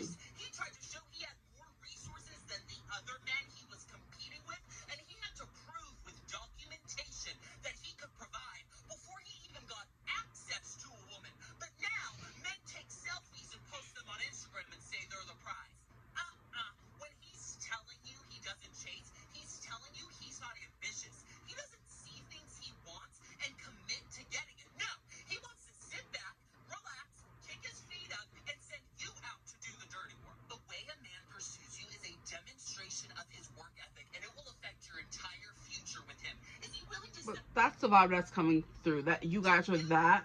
Okay, relax. Let me go back to here. Hey girl, if you're ever confused in dating, I have the simplest but most profound advice to give to you.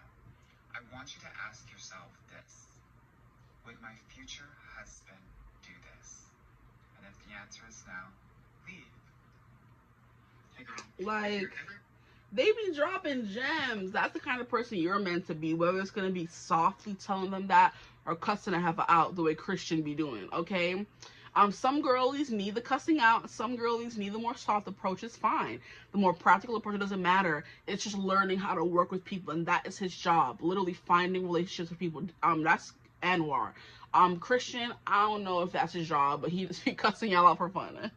Okay? Or us, I should say. But that's something the vibe you guys are giving me here. It's like learning how to love through healing and healing love relationships and your sexual intimacy with people. And that's the vibe that you guys are giving here for your life purpose. I don't know how you're gonna do it. There's different ways to go about it. You could go through it like professionally and get certified to help couples with their life, their SEX life, or their relationship life, a relationship therapist. Some of you could be a relationship coach where you're not certified, but you know how to, you're certified in psychology and you have been through many relationships. You've learned a lot of things, and through your experience, you're going to help other people find love for them. Okay. Then we have the Christian walkers, who is just a guy who's a guy's girl, who's a girl's girl, and he's seen how women do certain things, and he doesn't like men. He doesn't like women, but he wants to help them. You know what I mean? By cussing them out and telling them to whip it into shape, kind of energy. I don't know if he has clients or whatever, or act like, Anwar will help you heal the traumas and the things that kind of like hold you back from finding a partner. And he's like, the video that I was watching earlier is one that I've seen on TikTok many times, where he's like, we have to put away all the things we've learned from Disney movies and rom-coms, where that if you want a guy to like you, you have to have sex with him even more. He's like, no, that makes him lose interest. That if you get butterflies, it's a good thing. No, if you get butterflies, it's a bad thing. You need to run. Like that kind of energy. That's the kind of things you're bringing and teaching people how to do. But I think first you have to experience it yourself. So the sooner you guys open up and you're more vulnerable and date around and try different things, is the more not suitable, the more experienced you're going to be to help others do the same.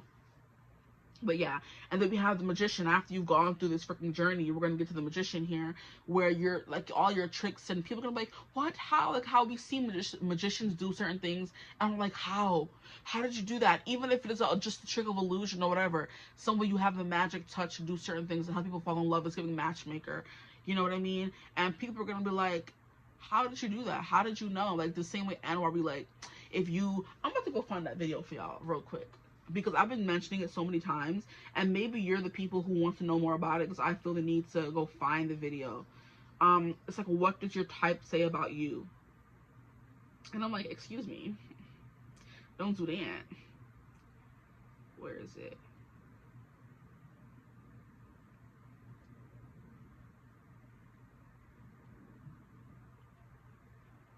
No.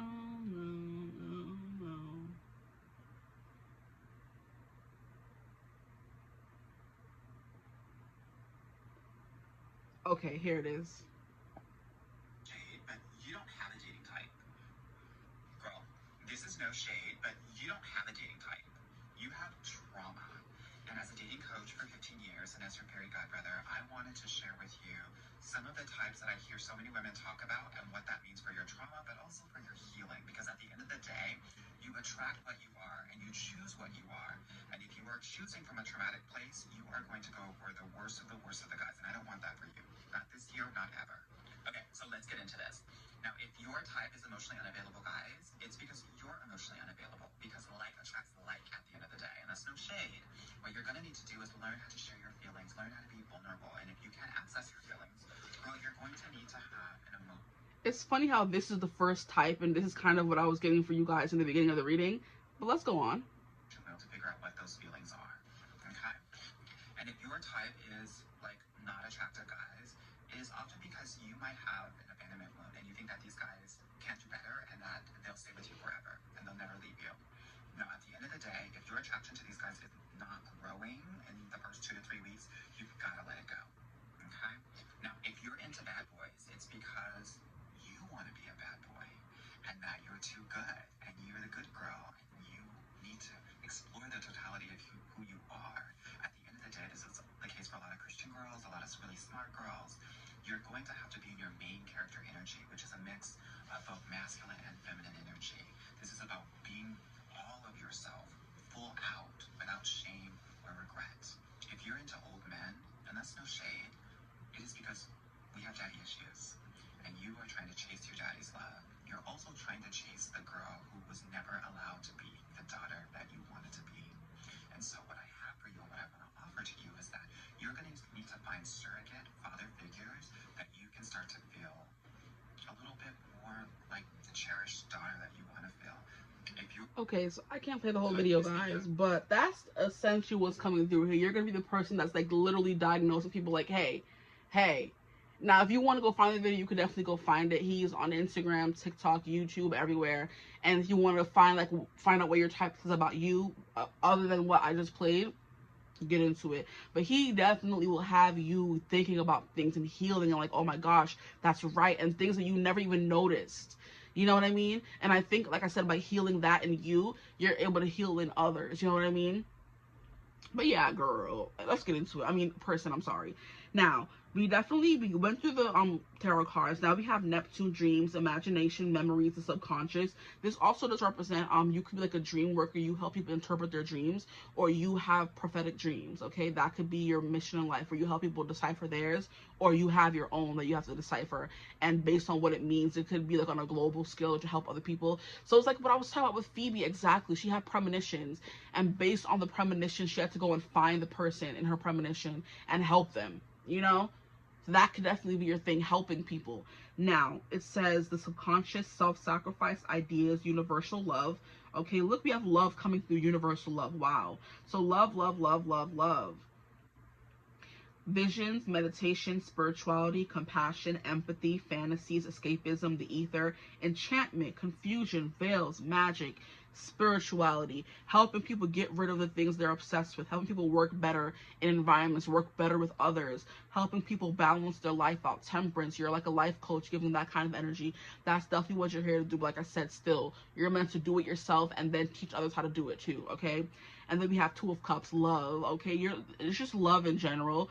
Help people how to love better, love themselves more. That is the vibe that's coming through for you guys.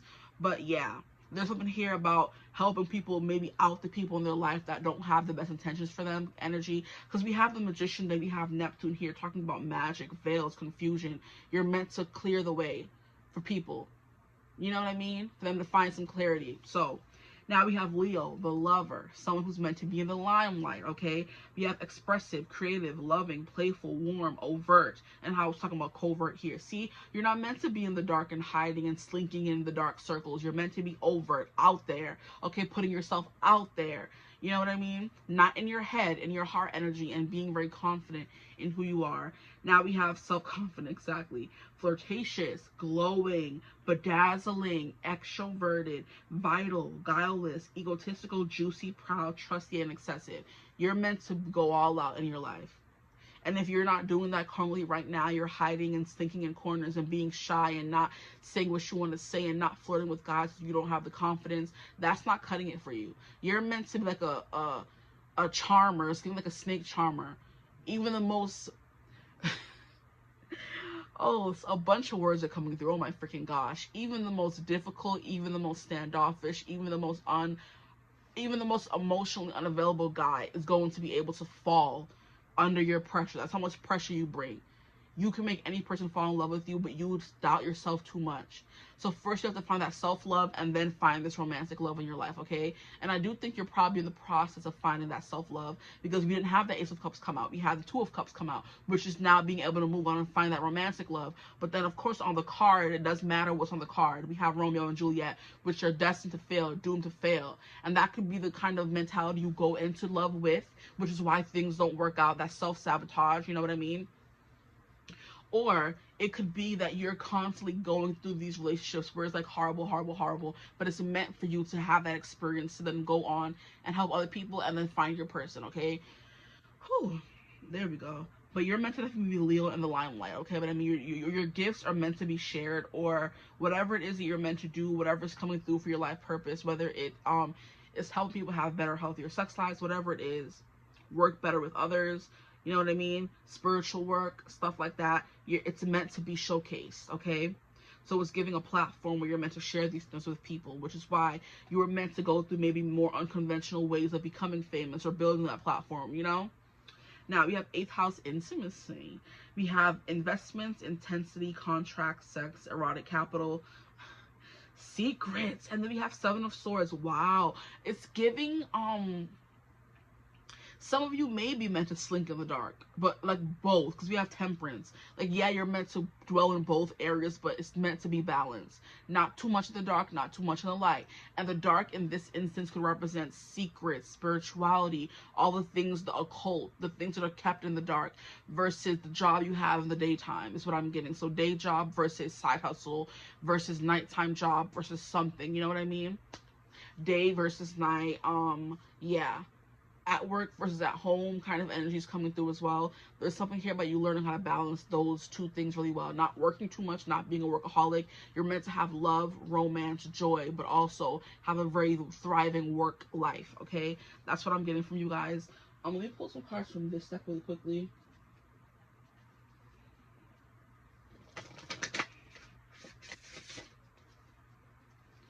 The Devil's even helping people overcome like obsessions and things that hold them back. That could be something that's coming through as well. We have Jupiter. That's that abundance coming through. What is their life purpose, please? Why were my group 2s born? Why are they brought here? What is their life purpose? Jesus. Okay. So just to have these here when I'm ready to go over them. Put them to the side, okay?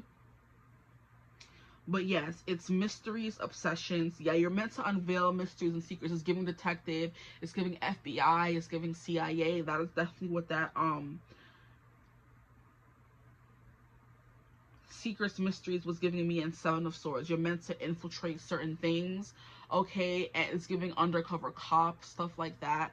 This is very interesting. It took a turn, but that's coming through a little bit. It may not be for everyone, but for somebody here, that's confirmation. You could want to work in like tactics and military and stuff like that, you know? Then we have obsessions, and that's the Devil, exactly. We have inheritance, but how does that have to do with your life purpose? Obsession, you're supposed to obsess over things? Are people supposed to obsess over you? What's the thing? Inheritance, Kundalini energy, that's that awakening. So definitely spirituality is coming through heavy with the Magician and all these cards. And then we have stalking in the underworld. Okay, so going through deep hard-won and hard-earned transformation. Okay, so it's kind of like going through your dark night of the soul in order to emerge is the word I was looking for, into the light. Okay, so your life is not meant to be easy. You're meant to go through a lot of heartbreaks, a lot of betrayals, a lot of, I'm hearing maybe some of you may have some SA abuse, or SA or abuse. Okay, I don't want to say the word up on here, but that's the vibe that's coming through. You're meant to go through a lot for it to kind of mean more. I hate saying that because I don't like suffering, or saying you were meant to suffer so you know what it's like to not, or so you can appreciate it when you do have it. Because some people get things easily and they're always able to dash it to the side or sabotage it because they think, oh, it's whatever. They didn't have to struggle for anything. You are someone who's had to struggle for things in order to appreciate what you do have and what you will have. Boy. Okay, ascendant outlook, and it's all meant to change your outlook on life. You're meant to go from someone who's maybe mistrusting, pessimistic, to someone who's more trusting and optimistic, someone who's more in their heart energy, because Leo, the lover, is in their heart energy. They are loyal. They feel a lot. They love people, love being around people. So you could go from someone who loves being on their own to love being around people, which is tying into that Three of Pentacles energy of working well with others, okay? Now, 7th house relating, we have that Two of Cups energy coming through again. So love is also part of the reason why you're here, finding that soulmate energy, twin flame energy, you know, the person you're meant to be with forever and ever kind of energy. So that is destined for you guys coming through here. Now, partners, companionship, best friends, marriage, okay? Maybe you're going to marry your best friend, I'm hearing for some of you. We have equilibrium, temperance, sharing, communion, Three of Pentacles, justice, balance, and social awareness. So maybe some of you are into that social awareness energy where you're helping advocate for things that happen to you. That's definitely what's coming through here. The Devil is bad things, it's not good things, it's obsessions, it's addictions. Maybe you're meant to help people heal through that. You're helping them heal relationships, you're helping them heal drug addictions, you're helping them heal SA abuse, you're helping them heal alcoholism, you're helping them heal all of that. That's the kind of energy you guys are bringing into your life. You're meant to heal. That's the empath energy, you know what I mean? Like I said, Phoebe was able to help so many people with her premonitions and her empathy, but in the end, the whole not for personal gain, she was never meant to use it to help herself. So to be of service is definitely you're going to be your energy for my group too, to help other people. But it is leading up to you finding that perfect partner and that equilibrium in your life, having enough darkness and lightness, integrating those two together. Okay. I'm talking a lot today. Sharing, communion, justice, balance, yeah. And learning how to share, that's definitely something that's coming through as well. Maybe you're a little stingy or possessive. And learning how to share your person or share yourself, okay? Now we have Taurus, the bombshell, earthy, practical, steadfast, productive, fertile, tactical. That's that Jupiter energy that was coming through. You're also meant to, like, be practical in the things and how you go about things, you know. So being level-headed is the vibe that's coming through for you guys, you know. We have tactile, amble, worthy, ripe, pleasure-seeking, sensuous, okay? And see how these are coming more towards the end. All of these things are embodying what you're meant to be in your life, okay? So we could have a lot of people who chose pile 2, which is why it's coming through as a bunch of different things, okay? But just basically healing is the vibe that's coming through, no matter how it comes about, whether you're healing yourself or healing other people, okay? Yes, possessive. And what did I say? You're possessive. You are. Oh, yes. Tenacious, loyal, patient, and deliberate. So you do everything for a reason. You're very deliberate in what you do, okay? And then we have Chiron, healing, which is healing powers, growth, amends, release, personal development is a thing. Yes. Inherited issues. Oh, my. Generational trauma. Oh, yes. Inherited issues always give me if alcoholism runs in your family, or addictions running your family, or never getting married, or being angry, or being closed off running your family, trauma. That's what it is. Generational trauma, shame, sensitivity, forgiveness, superpowers, divinity, cleansing, softness, pain. So what you guys are here to do, your purpose, it finally just came through to transcend the generational trauma and inherited issues you may have inherited from your family line. You're meant to be the magician that's able to clear it, to get rid of it, you know, to transmute it. I'm hearing transfuse it. Transfusions, when you're taking things out, you're taking blood out of your body to get rid of it, to get away from me, is the energy. That's what you're meant to do. All those things that came from a past life, all the things you definitely went through in your life that could have, your parents went through, a cycle.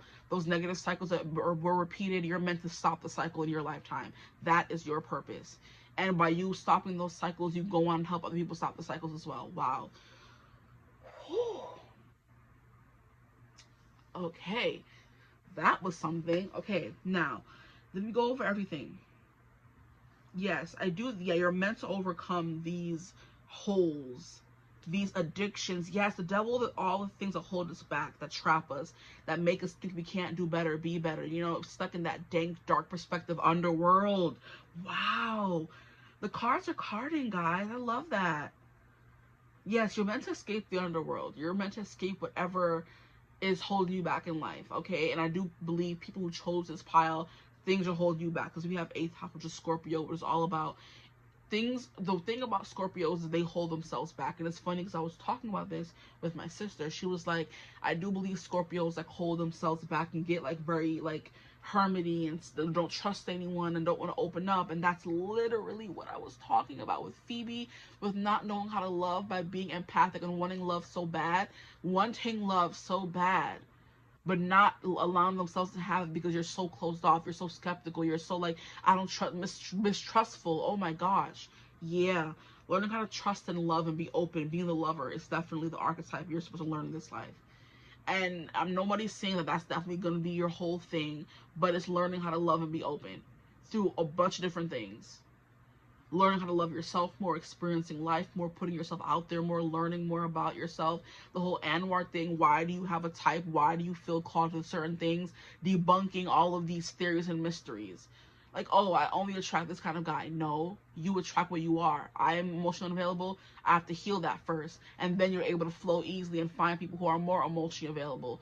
Like, I feel attacked. I'm like, I want love, yeah, but I do, like, I be running, y'all. I'm not gonna even lie to y'all. I'm not even gonna lie to y'all. I'll be running. I'm like, when things get too serious, too deep, I'm like, you know, I'm gonna head out. This ain't for me here, okay? Like, And that could be you too. It's just like, and it's not even about being scared of a person. It's just like you get the ick, or something's telling you, no, this person's not for you, run. And you don't know what it is. You just can never find yourself settled in a connection. It's like being too picky. You can never find yourself happy in a connection. Like, you're with someone, getting to know them, dating them, you get the ick and you have to leave. And once you get the ick, there's rarely ever any coming back from the ick. There was only one instance where I was able to see someone, and it was on television, mind you, so not even in real life, come back from the ick. It was on Nobody Wants This on Netflix with doesn't matter who's with. There was a scene in the show where the dude comes over to her house and he like puts on this act or this show and does something that gives her the ick. And she's like, okay, bye, leaving. And then when he's leaving, she doesn't want to kiss him or touch him. And he's like, what's wrong? She's like, nothing.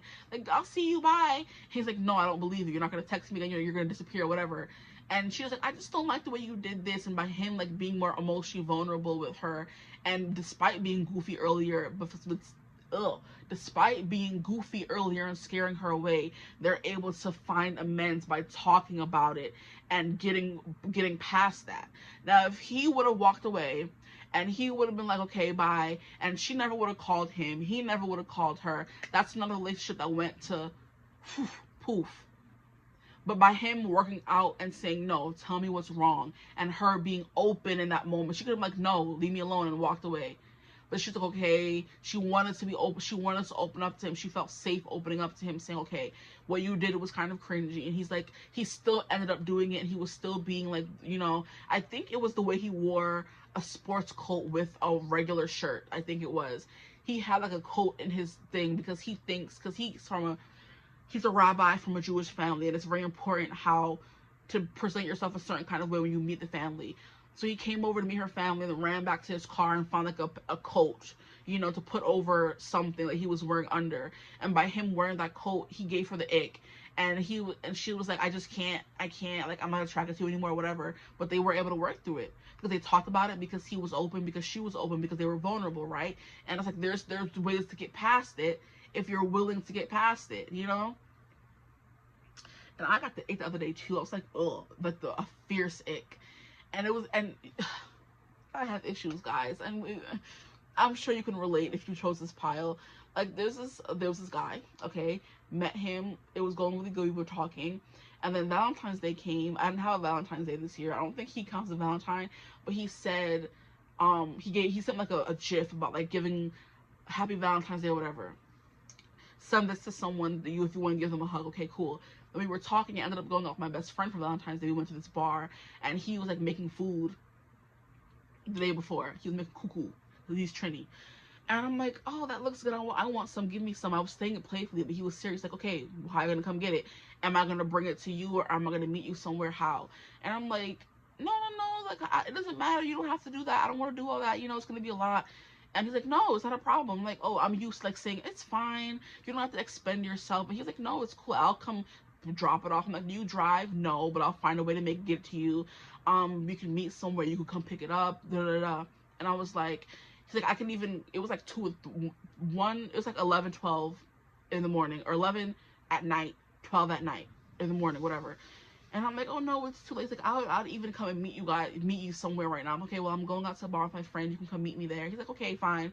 I'm going to get ready and leave. Mind you, it's 12 in the morning, 1 in the morning, 2 in the morning. This man is hopping in the shower to come bring me some food. And I'm like, once he gets there and once he brings me the food, I'm feeling awkward. I'm feeling, ugh. Like, ew, why did you do this? Why are you actually here?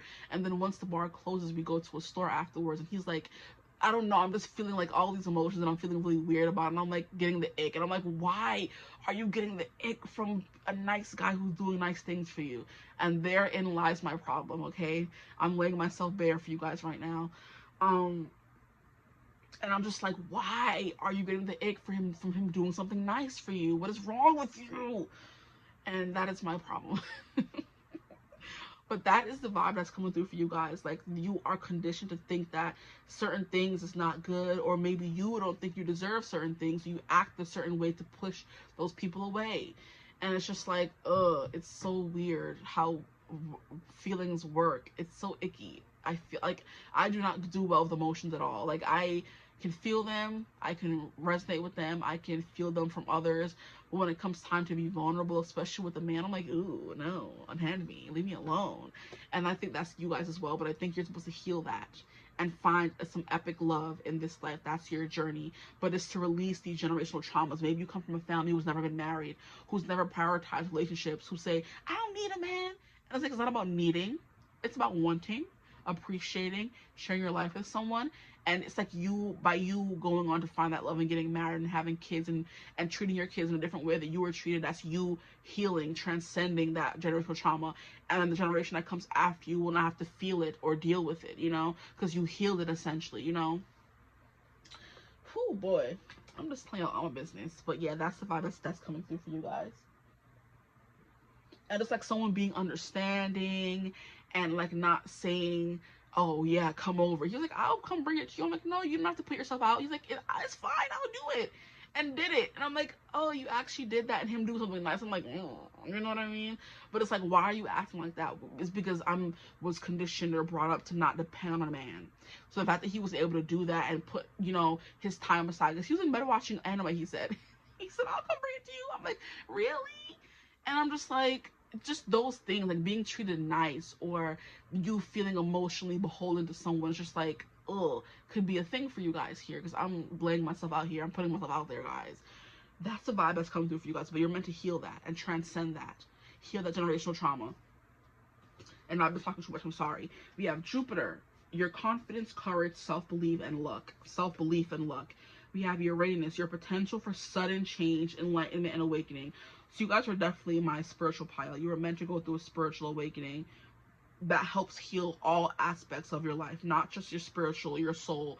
It helps heal all aspects, your romantic, your personal relationships, your job, your work. It's meant to heal everything. The way you awaken and the way you heal will help build, help build, period. Point blank. It will help build your life, but it will also help you find money and make money, your luck, your prosperity, okay? We have the 8th house. Wait, guys, not again. We have the 8th house coming through again. That is crazy work.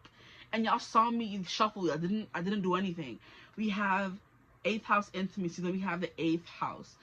This transformational area of your life is about shared resources and intense emotions. And look at how we have the marriage card here. So that could be your generational trauma. You're meant to transcend marriage. Like I said, maybe your family doesn't get married. Your parents are always telling you, F those men. We don't need those men. We don't care about them. We don't need a man. Or you were always from a line of women who were always perpetually single. You know what I mean? And you're meant to break that, okay? Okay. Or men in your family who was perpetually single. It could take any form, okay? And then we have Sagittarius energy. Yeah, to be carefree and light, to go after whatever you want. This energy imbues power, superior confidence, and enthusiasm. With faith, good fortune coming through again. We have Jupiter, we have Sag, and they're both the same thing because Jupiter rules Sagittarius and Pisces, which came through in Neptune. Okay, whew, boy, a lot is coming through here. Yeah, 8th house is Mars, because we have Mars coming through here. Then we also have Venus. So the way you move forward with love, the way you go after love, the way you view love, all that is coming through. But yeah, with good faith, fortune, and authority. So it's definitely taking charge of your own life and your own relationships. If you see things aren't going the way you want them, change them. If you see you're not living the life you want, change it. Try something new. Kind of vibe is what's coming through for y'all. Now I'm going to get some cards from this Dragon Oracle really quickly, and then we're going to end the reading. But wow, that was something, right? It's kind of like you see something, you interact with something, you experience something, and the light bulb moment goes off and says, wow, that's why I've been living this way. That's why these things keep happening. And it makes sense, but you were meant to go through a spiritual awakening first before things started to make sense to you. So that is your journey, your purpose, to go through a spiritual awakening, and for that to incorporate or to fix or affect is the word I was looking for. And for that spiritual awakening to affect every area of your life, okay? And for you to essentially become the magician, okay? To be able to fix those problems, to be able to fix. Hello, my gorgeous group twos. I freaking recording your reading, and it went so long that my phone was like, we don't have enough storage, so it had to stop and I had to start all over again, okay, which is so annoying. Not all over again, but I forgot where I left off. I think I was going through the Magician. I kind of finished the whole reading, and I'm like, where do we even go from here? Where do we even start from here? But I was basically saying how you were meant to become the magician to fix all the things in your life that you may not have liked, or you went through that wasn't the best, you know what I mean? And then in order to do that, I mean, when you do that, you're able to help other people and go over those things, or help them fix it in their life, so you become the magician for everyone, okay? Not just yourself.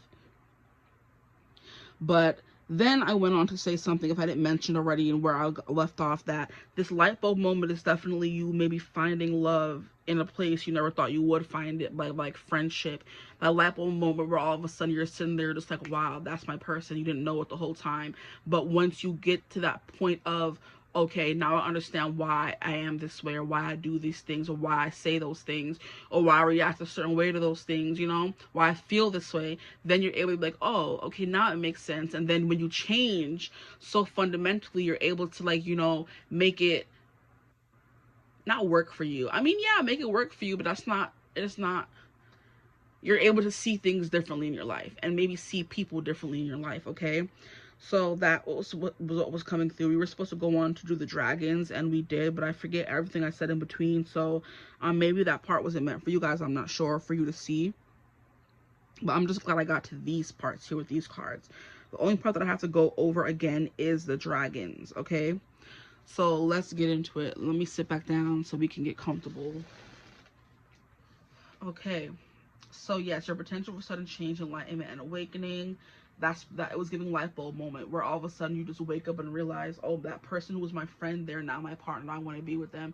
And I wonder if I went on my whole tangent about talking about how I feel like I may have gotten through that. I don't know, but we're gonna get through this reading here, okay? The card that came out for you guys, the dragons, is transformation, the philosopher, and Mordwin, okay?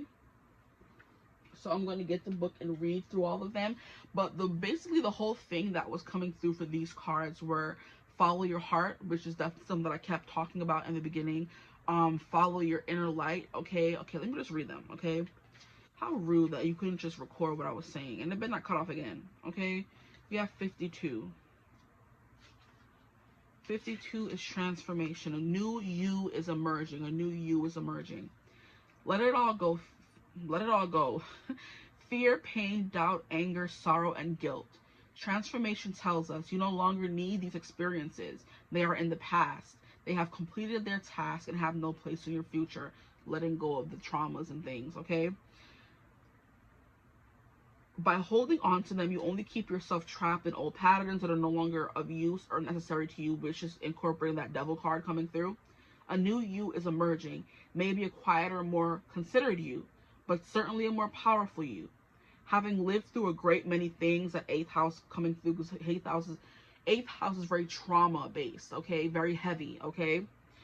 Things that you were meant to go through, with contracts, soul contracts, stuff like that, okay. Now's the time for you to put that experience to good use. Follow your inner guidance and let your old habits and worries slip away. There will always be those who question what you do, but that is their journey, okay? And that is something I do remember talking about when it got cut, in what got cut off. Oh my gosh. There are people who are always gonna be like, oh, what you're doing is evil, what you're doing is witchy, what you're doing is, oh, that's the devil type stuff. If you're into spirituality and astrology and stuff like that, and just like, no, it's not. That's a them problem, not a you problem. Keep doing what you're doing. Don't let other people's opinions of you stop you from doing something, okay, or discourage you. Okay, where did I stop? That's a them problem. Yes, you are on yours. That's their journey, okay? Follow the steps laid out before you, trusting your own inner light as you move toward a fresh way of being you. This transformation can be on any level and can affect any or every part of your life, okay? Enjoy it and look out for signs, and in particular, symbols. Dragons love symbols, as you are guided by the dragon of transformation to take your next steps. Now, with this whole can affect any or every part of your life. It's giving love, it's giving friendship, it's giving work, it's giving family, it's giving all of those aspects. And that is all that was coming through in this reading here. Now, we're going to move on to the philosopher. And I do believe Sagittarius is a philosopher, okay, if I didn't say that already. They all represent the same thing, where they kind of make abstract concepts understandable to like make it like elementary, dumb it down a little bit, you know? Where it's like how people who learn tarot cards are able to interpret them for people who are want to know or ask a question. How people who learn astrology is able to take that language and make it, you know, elementary for people who don't know so much about it. Tarot card readers, you know what I mean? Scientists will take the information they learn and make it, you know, more digestible or understandable to the I want to say the regulars. That's crazy. Make it more understandable to the simpletons is what I should say, okay? But yeah, definitely very powerful person. And your power lies in your confidence, okay? And your enthusiasm and moving forward with faith. And that will bring good fortune and get you some kind of authority, okay? Now let's get into the philosopher. The philosopher is a Grand Master Dragon, okay? Father. Now we have, you should follow that which you seek with your heart. And what were we talking about for the entire reading? The heart, okay? Opening it up to people, being vulnerable. Now, this wise old dragon is all about learning and the direction your life is taking. This can be in your 3D physical world or on a metaphysical level, okay? He shows up when you have been considering taking up any kind of study, whether you are returning to or undertaking personal spiritual development. Now, that's what I did mention. If you have been thinking about going back to school, starting school, doing something in the world of academia, go for it. That is what this dragon is saying right now. If you want to go back, if you want to start, that is where your people lie. Because maybe you're meant to meet people in certain institutions, like scientists, fellow business major, fellow, what's it called, spiritualists, you know? And in order for you to do that, you have to put yourself in a space where you're able to interact with them, okay? And you have to do that in an institution where they're all, you know, gathered. I'm hearing, we are gathered here today to witness. So marriage is definitely coming through. Okay, so, but yeah, if you've been thinking about going back to school, that could be why, because you're meant to meet your people there, okay? Who will go on to be business partners for you. You have to find them first, you know? Now, it says,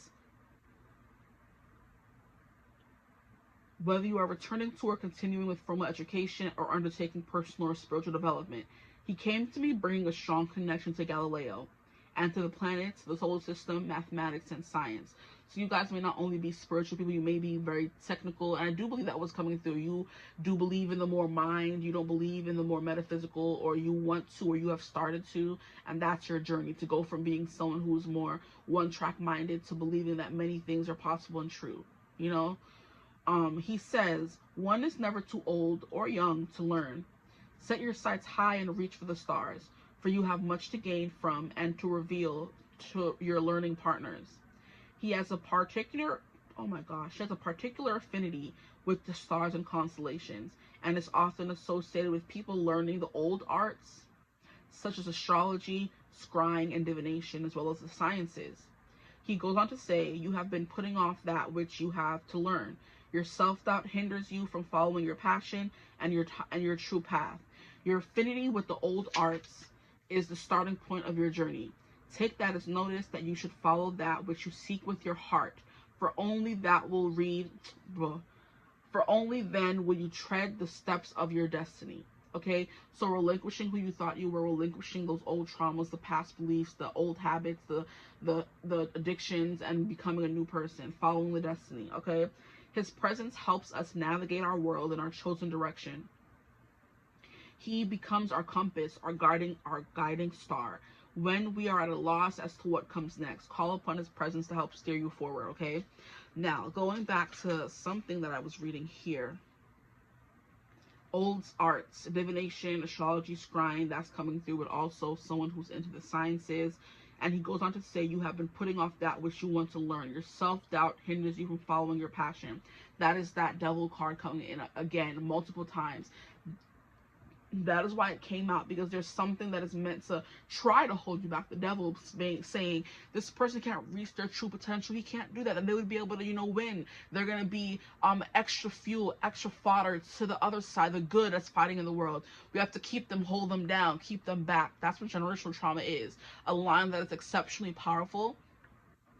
And the devil, or whatever you believe in, the enemy, we call him sometimes, is trying to keep you from reaching that potential, because then it would be extra fodder in the canon of his enemies, which is the light, the good. Okay, That's what's coming through for you guys. But self-doubt keeps coming through. That's why this confidence, this self-confidence is so important here. This Leo energy, you being out there and broad and outspoken and knowing what you believe in, you know, that kind of energy is very important for you. But I was also saying how Galileo was a sciencer. Oh my gosh. This reading just pissing me off because I was saying all the good stuff. I was in my energy. I was in the flow. Now I'm just like, why did all that go to waste? Okay, I'm sorry. Whew. Galileo was the scientist who took the language of the stars, who took the astronomy and brought it down to Earth and made us understand it. That's what you're also meant to do. You're meant to understand higher learning. Is what's coming through with Sagittarius as well. Sagittarius is higher learning, a higher education, you know, going back to college, school, academia, stuff like that, which is why you're being pushed in that direction to meet your soul tribe, I'm getting, okay? And you can meet your lover as well, is what I'm hearing. But Sag energy is kind of like Galileo searching the stars, searching for infinite knowledge, always wanting to learn, you know what I mean? But how he was able to take what he saw in the sky and make it into a science that we all learn and know more about, and something that more people can add and build upon, and that essentially leads to more people learning about astrology and stuff like that. So you would definitely speak the language of the heavens, is what I'm getting, and make it readable or interpretable or make people understand it. That's also what philosophy kind of is as well, if I didn't go over that already in the reading, or the part that was cut off, or it's still there, I don't freaking know. But it's kind of like philosophy is a bunch of different aspects and concepts that people talk about, and there's many different points and takes and points of views, but the thing about it is where you stand and what you believe in, your interpretation of that, you know? But now we're going to move on to Mordwin and see what he has to say. Okay, Mordwin is a guardian dragon, and he's 125. Oh no, it was so close. And it says, only you are the master of your destiny. Mordwin is an awesome character, hugely powerful and all-encompassing, which I didn't mention earlier, I believe. He will open doors, put people or situations in your path, which all lead you to living your divine purpose. And that's what I was saying about your purpose being relationships, the relationships and the connections you make with people in your life, whether it's you meet them, change your life for the better, and then you move on one by one. You're meeting people and making their life better and changing the world for the better, making the world a better place. Or you're meant to meet people that will go on and help you fulfill your destiny as like a collective of people, you know, a group. But this person, you're meant to meet people, okay? And I'm hearing this, okay, that was weird. This person, it could be a specific person, okay? He will open doors, put people or situations in your path, which all lead you to live in your divine purpose. It is his responsibility to guide you to fulfill the contract you made in spirit before coming to earth for this incarnation. He says, you are the power. Accept it as your own. Only you are the master of your destiny. His message is clear, so ignore him at your peril. You have a job to do, so let's get on with it. You have the tools and the knowledge you need. You heard that. You have the tools and the knowledge you need. Okay? Your self-doubt hinders you. Your time is now. The world needs to see your light. Step into your heart and I will take the journey with you. He continues, your role is to take your light out into the world with me as your guide. Together we are the master creators. As you discover your life purpose, acknowledge your fears and self-doubt, but do not be bound by them, for they cloud your truth. Follow your heart, feel your way with truth and integrity. And that's literally what we've been saying the whole reading. Follow your heart, go into your heart space. Yes, you are someone who's also very intellectual, but you need to balance those two. Didn't you guys get temperance? That's what that could be. Balancing your emotions and balancing that practical side of you, the practical and the spiritual, okay? And I want to say influential, okay? But temperance, you're meant to go back and forth until you learn how to balance both of those. You're learning, trying different things, finding the right anecdote or the right combination, you know? That's what's coming through for you guys. Anything else that I may have forgotten to talk about? I'm hearing the Book of Life. I'm hearing the Akashic Records. That didn't come through the first time around, but I'm looking at him reading through this book. But some of you are also my scientists, so if the whole spiritual side doesn't resonate for you guys, you're meant to find fellow scientists and change the world kind of energies was coming through for you guys. That you actually have a destiny here that you're meant to fulfill. but it starts with learning, it starts with confidence, it may start with school, you know. But yeah, I think that's all that I have for you guys, though. I'm nervous that I forgot certain things, but if it didn't come through, then it may not be meant to come through. I talked your ear off enough. I hope this reading resonated. If it did, feel free to like, comment, and subscribe. Join the tribe, please. If you would ever like to book a personal reading with me, you could always get in contact with me using my email in the description box below. But I hope, as always, that you're having a beautiful, wonderful day whenever you're watching this reading. And as always, I will see you gorgeous people in the next one. Mwah. Bye. Hello, my gorgeous group threes. Welcome to your reading. If you chose the Three of Swords, the Darkwood Tarot, or you chose the Heart Chakra Pendant, okay? The one that I've worn the most and I think is the most worn and torn, then you are in the right place, the right reading. Today we're going to be getting into what is your life purpose? Why are you here? Why are you born? Why are you reincarnated, all that stuff. Yeah,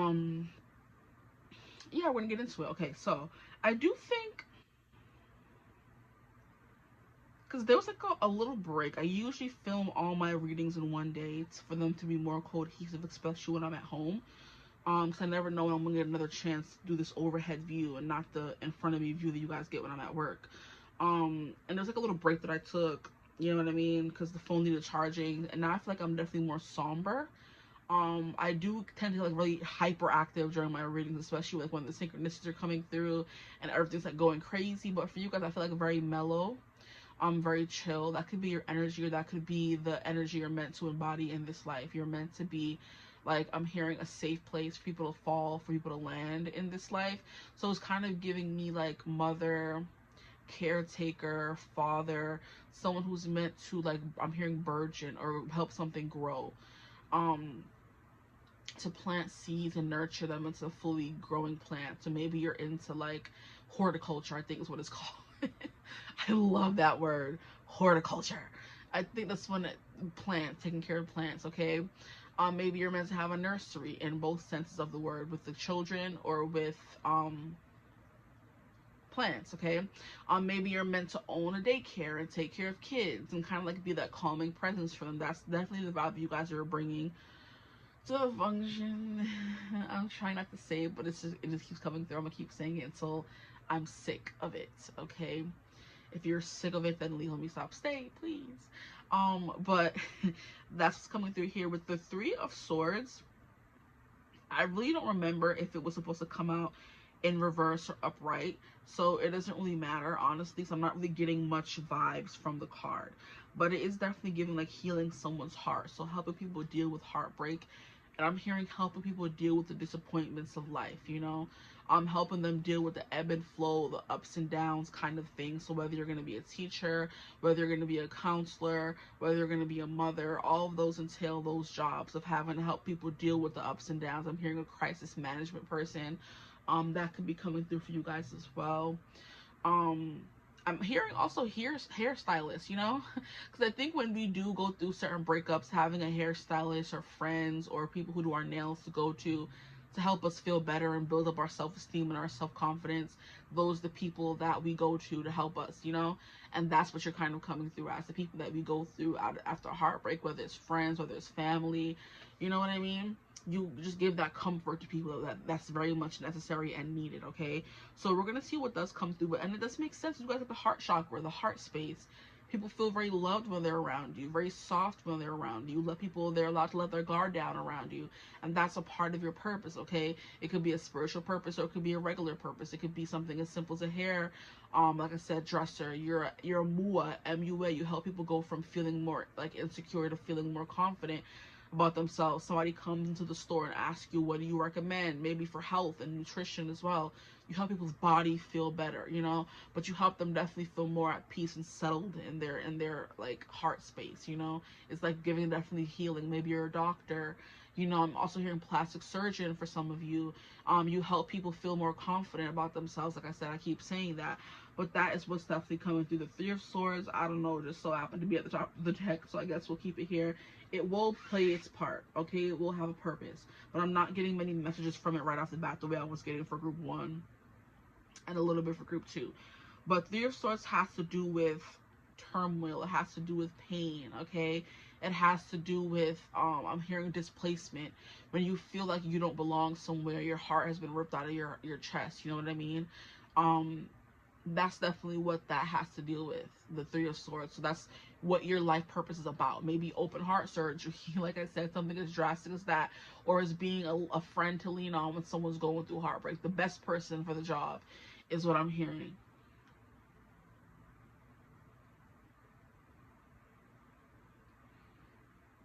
Discomfort, help people get through discomfort. I'm hearing help people transition. So maybe you're someone, I'm getting the example of helping like people who come from different countries feel comfortable. The person who is and you know, look at those movies we used to watch when we were younger, where the people would like help the foreign exchange student around to their classes and be the point of reference for all the things that need to be done, or what they may need help with, or where is the science lab and stuff like that. That's what I'm getting for you guys. Like when people could come from, you could work in the government. When people come from other countries, or like exactly war torn, drastic circumstances, famine, war, all that stuff, you're the person to help them kind of transition, okay? Because the Three of Swords is all about third party situations. It's all about inner turmoil and hurt, you know, pain. So let's see.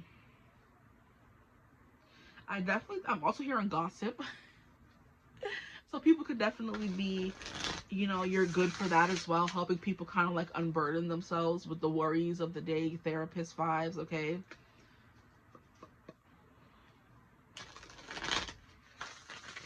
I'm hearing social studies as well. Maybe some of you teach social studies, or you're in social jobs where you are in the public eye helping people. I'm hearing social security, social, studies. But I'm getting it more like human services. Because my best friend, like, she's in college studying for like human services. And I think it's like social something. I don't know. She says it enough for me to know, but I just know human services. Okay? Addiction studies. That's what it is. Human services addiction studies. So if she's watching this group, maybe, I mean, if she were to watch this reading, maybe she would choose here. You know, they're here to help people get over this feeling of like not belonging or something.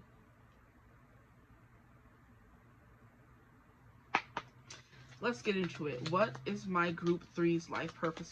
Why are they born? Why are they here is what I meant to say. Why are they here? Why are they born? Okay. We have 4 of Wands. Yeah, you're supposed to be the safe haven. So you're the person that's opening up the shelters, helping the kids, helping the animals, animal shelters. I'm hearing veterinarian. Something with kids and animals. And people who like are displaced and need help feeling like at home. You're the one for the job. People who are in the wilderness, people who need to adapt to life, you know. Social, services is definitely what's coming through here. You help the kids that are in the bad homes find the right homes. Is the energy coming through for some of you? A lot of different jobs coming through. But it has to do with the public, okay? So a public servant in a way. You could be a pro bono law attorney, you know, something like that. We have Knight of Pentacles. I'm not taking reversals for this question. There's no need.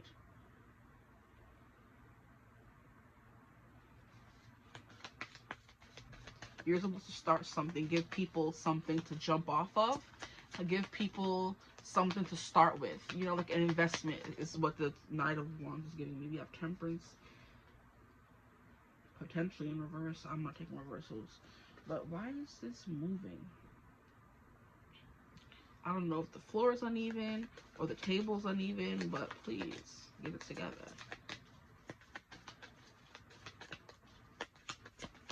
I'm seeing the table shaking more in your reading, and it could be for a specific reason that has to do with your reading.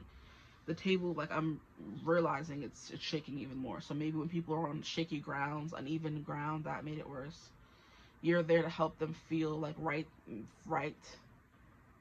I'm hearing right the wrongs.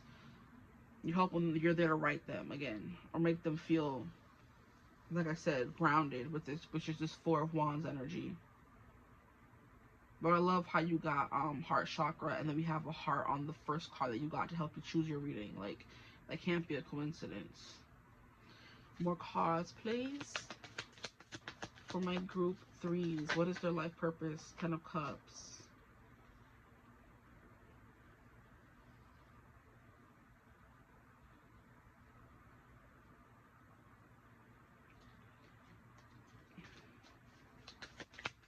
Why were they born? Please, Spirit, their life purpose. Their life purpose. Why are they born? My group 3s. Their life purpose and why were they born? Let us know all the tea. Please, Spirit. Did something flip over? I was staring off into space, so I would not have known. No, nothing. Definitely staring off into space. Group 3, please. What is their life purpose? What is their life purpose? Why were they born? Their life purpose. Please, their life purpose. Nothing? 10 of Cups, we're ending on that. And the Empress. I mean, I'm like, the 10 of Cups is pretty great. I would want to end on that too. But the Empress is even better, so we'll stop there. And at the bottom, we have 7 of Pentacles. So yeah, helping people grow and build upon something. So maybe some of them also here in construction and building, but you help people build their life from this to that. Is essentially the story that I'm hearing for you guys.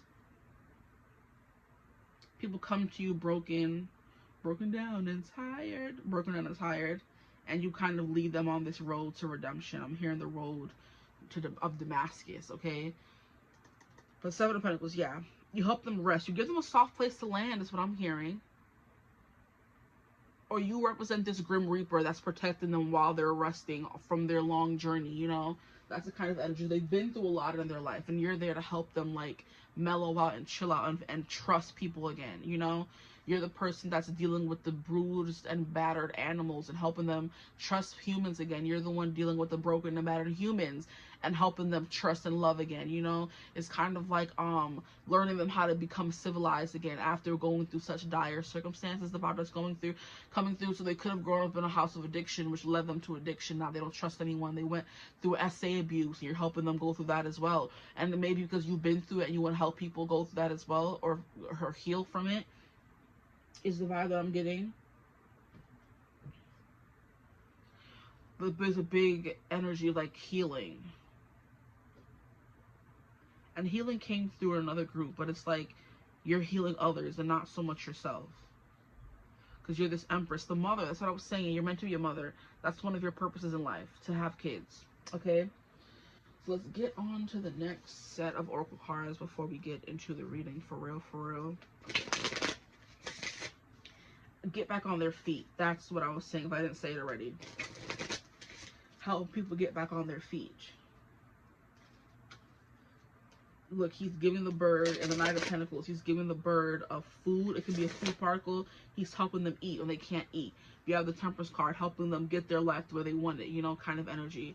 10 of Cups, find that halfway ever after, and then Empress, which would lead to kids after that, okay? Or finding your purpose, okay? Group 3s, what were they born to do? The Radical. Yeah, you're fighting for justice, social justice. You're fighting for animal rights. You're fighting for, what is it called? Climate change. Semi-sextile. Allowing. You clear the way, pave the way. Action by taking action. And the doula. Why? How many times did a mother come through? Wow. And where did that even come from? Like, okay, I'm done. I'm like, I said mother, but that was before we even got any cards. So where did that come from? Because it keeps coming through. Cancer, the doula. An Empress. Okay. Next cards we're going to pull from are these. For whatever reason, I feel like having the whole story right in front of me before I get into your reading. So that could be something you like. You don't like moving parts. You want everything to be placed in front of you. Okay? Why are they born, my group 3s? Why are they born? What are they born to do? Who are they born to be? What is their life purpose? For my group 3s, their life purpose. Life purpose. What is their life purpose, my group 3s? So be a good friend. is what I'm hearing as well. Just to be there for people is honestly the vibe that I'm getting for you guys. But we'll get more into the, because there's always nuance. We're going to get more into the specifics of it. These are a lot of flipping cards. These are a lot of cards. Okay, I guess we'll take them. Because these cards don't really have much on them. These two are turned over, but all the rest of them are turned over. So you're meant to be in communications is what I'm hearing, okay? Because we have Gemini. But we have the 6th house, which is healing, the work, health, the duty area of your life. So that's what I was saying, service, public service. That was coming through right away. I'm trying to get all the cards together.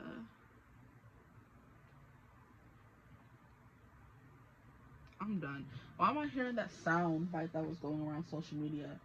And here's Eric something. Boo. Whatever. So maybe the people that have been like ostracized or judged too harshly or cast to the side, I should say, are the people that you gravitate towards and you want to help, okay? Whew, that is funny. Maybe some of you are meant to be foster mothers, and foster mothers, they constantly house and foster many different kids, not just one child, okay? They help one child grow, and then the next time that child moves on, they help them find their way in life, and another child comes to live with them, and they help that child find their way in life. That's the kind of job that's meant for you, instead of the people that do it just to get money. You would do it and do the job justice, okay? So just take that into consideration, unless if it's something you haven't thought of already. Here we have Virgo. Wow. And these are the two that flipped out together. 6th house and Virgo flipping out together. That's wild. Yeah, so you're meant to be of service. The mother, the helper is definitely what I'm getting. And it's funny because I was having a conversation with my sister the other day, and we were talking about how Virgo and Empress energy kind of give the same energy. Because I was saying Virgo, no, I was talking about Empress, because you were talking about life paths, and I'm like, I'm a life path 3, and she always gives me the Empress, who's meant to take care of people, nurture them, you know what I mean? She's also very fertile. Whatever she wants, she gets. Creativity, passion, self-expression. That's the vibe that was coming through with the life path 3. And then she's like, oh, I always thought the Empress was like Virgo energy. I'm like, no. I mean, it all depends how you interpret your life and how you interpret what you're here for. Some people take the Empress as Taurus and Libra, but we don't really see them as mothering, nurturing signs for them to be the Empress. But she just represents them for whatever reason. Virgo, the maiden, the one who represents fertility and harvest and fall and reaping what you sow, I definitely feel represents the Empress more, the Virgin, you know what I mean? But obviously she ain't a virgin because she's having a child, but the Virgin Mary could definitely be playing a part here as well. Something about being a saint, you know, Mother Teresa kind of energy vibes is what's coming through for you guys anyway, okay? That's what I'm getting, okay? I don't know why this can't just stay. Like, it keeps being a heifer. Like, just stay still. Because you have the card looking crazy and it's upsetting me. I'm hearing you have a system to do certain things, and that system will help people a great deal. Help organizations. So you have a certain way of doing things that will be very beneficial to like corporations and stuff.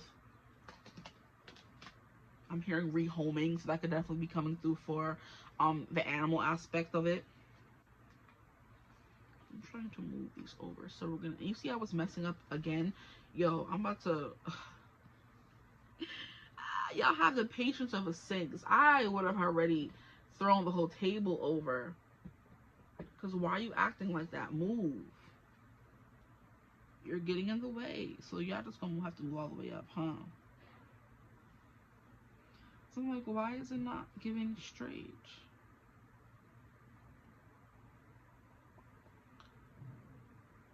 Maybe it's just the way that I'm doing it. I don't freaking know.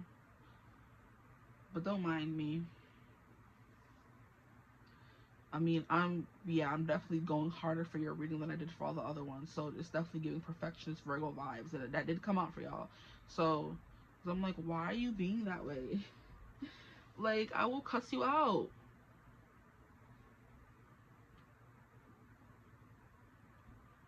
Is that even? I don't freaking know. At this point, I'm gonna leave it alone. Oh boy. Okay. So yes, someone who's very nurturing, very caring, you care very deeply for people, okay? And it's in a way where you want to take care of everyone and make sure everyone has the necessary things that they need.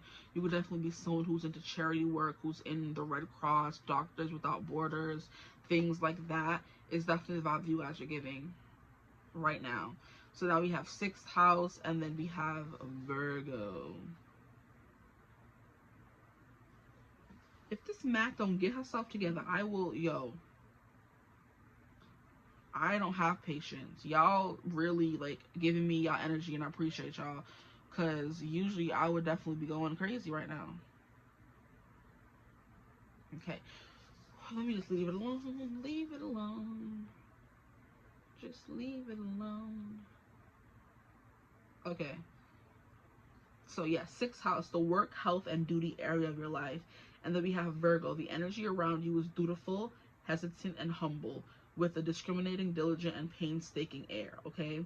Diligent, you get things done, okay? Whatever task anybody gives you, whatever job it is, you get things done. And look at how we have the freaking 10 of Cups. We have the family here, that we have the 2 little cubs. That is so cute. Some of you could be destined to have twins, is what is coming through as well. And you guys did freaking get Virgo, did you not? I mean, Gemini. Yeah, maybe some of you are destined to have twins, okay, kids. That's what your purpose here is. Maybe those kids are going to go on to do great things. But I think you and your partner could have, like, I'm here, an organization. Or like I said, look at how these 2 kids look different. Of course, one is them, their mother, and one is their father. But it's giving you homes of kids that look different, and build them up, teaching them that everybody's the same, teaching them love, caring, stuff like that, safety. But we have Aquarius, the radical, experimental, rational, unique, liberal, electric, group-oriented, humanitarian, exactly, free, radical, eccentric, diverse, futuristic, utopian. So I do think you're going to work with a diverse set of people. That's definitely your thing. You get along with a lot of people, or you make a lot of people, no matter their background, feel like they've known you forever, or make them feel safe, okay? Utopian is futuristic, so you're looking towards the future of making things more efficient, better. How can we live and where everybody has a place to sleep, everybody has a place to eat, everyone has a place to live, animals are treated equally, the forest is not burning apart every day, there's not always fires or freaking storms or hurricanes where they're not supposed to be hurricanes, and earthquakes where they're not supposed to be earthquakes. Like, nobody thinks this is Earth reacting to what we're doing. You're very conscious like that, very highly conscious person, okay? You may not be spiritual, but you're highly conscious. You kind of like to not bunk, you could like to debunk things, but kind of like not analyze.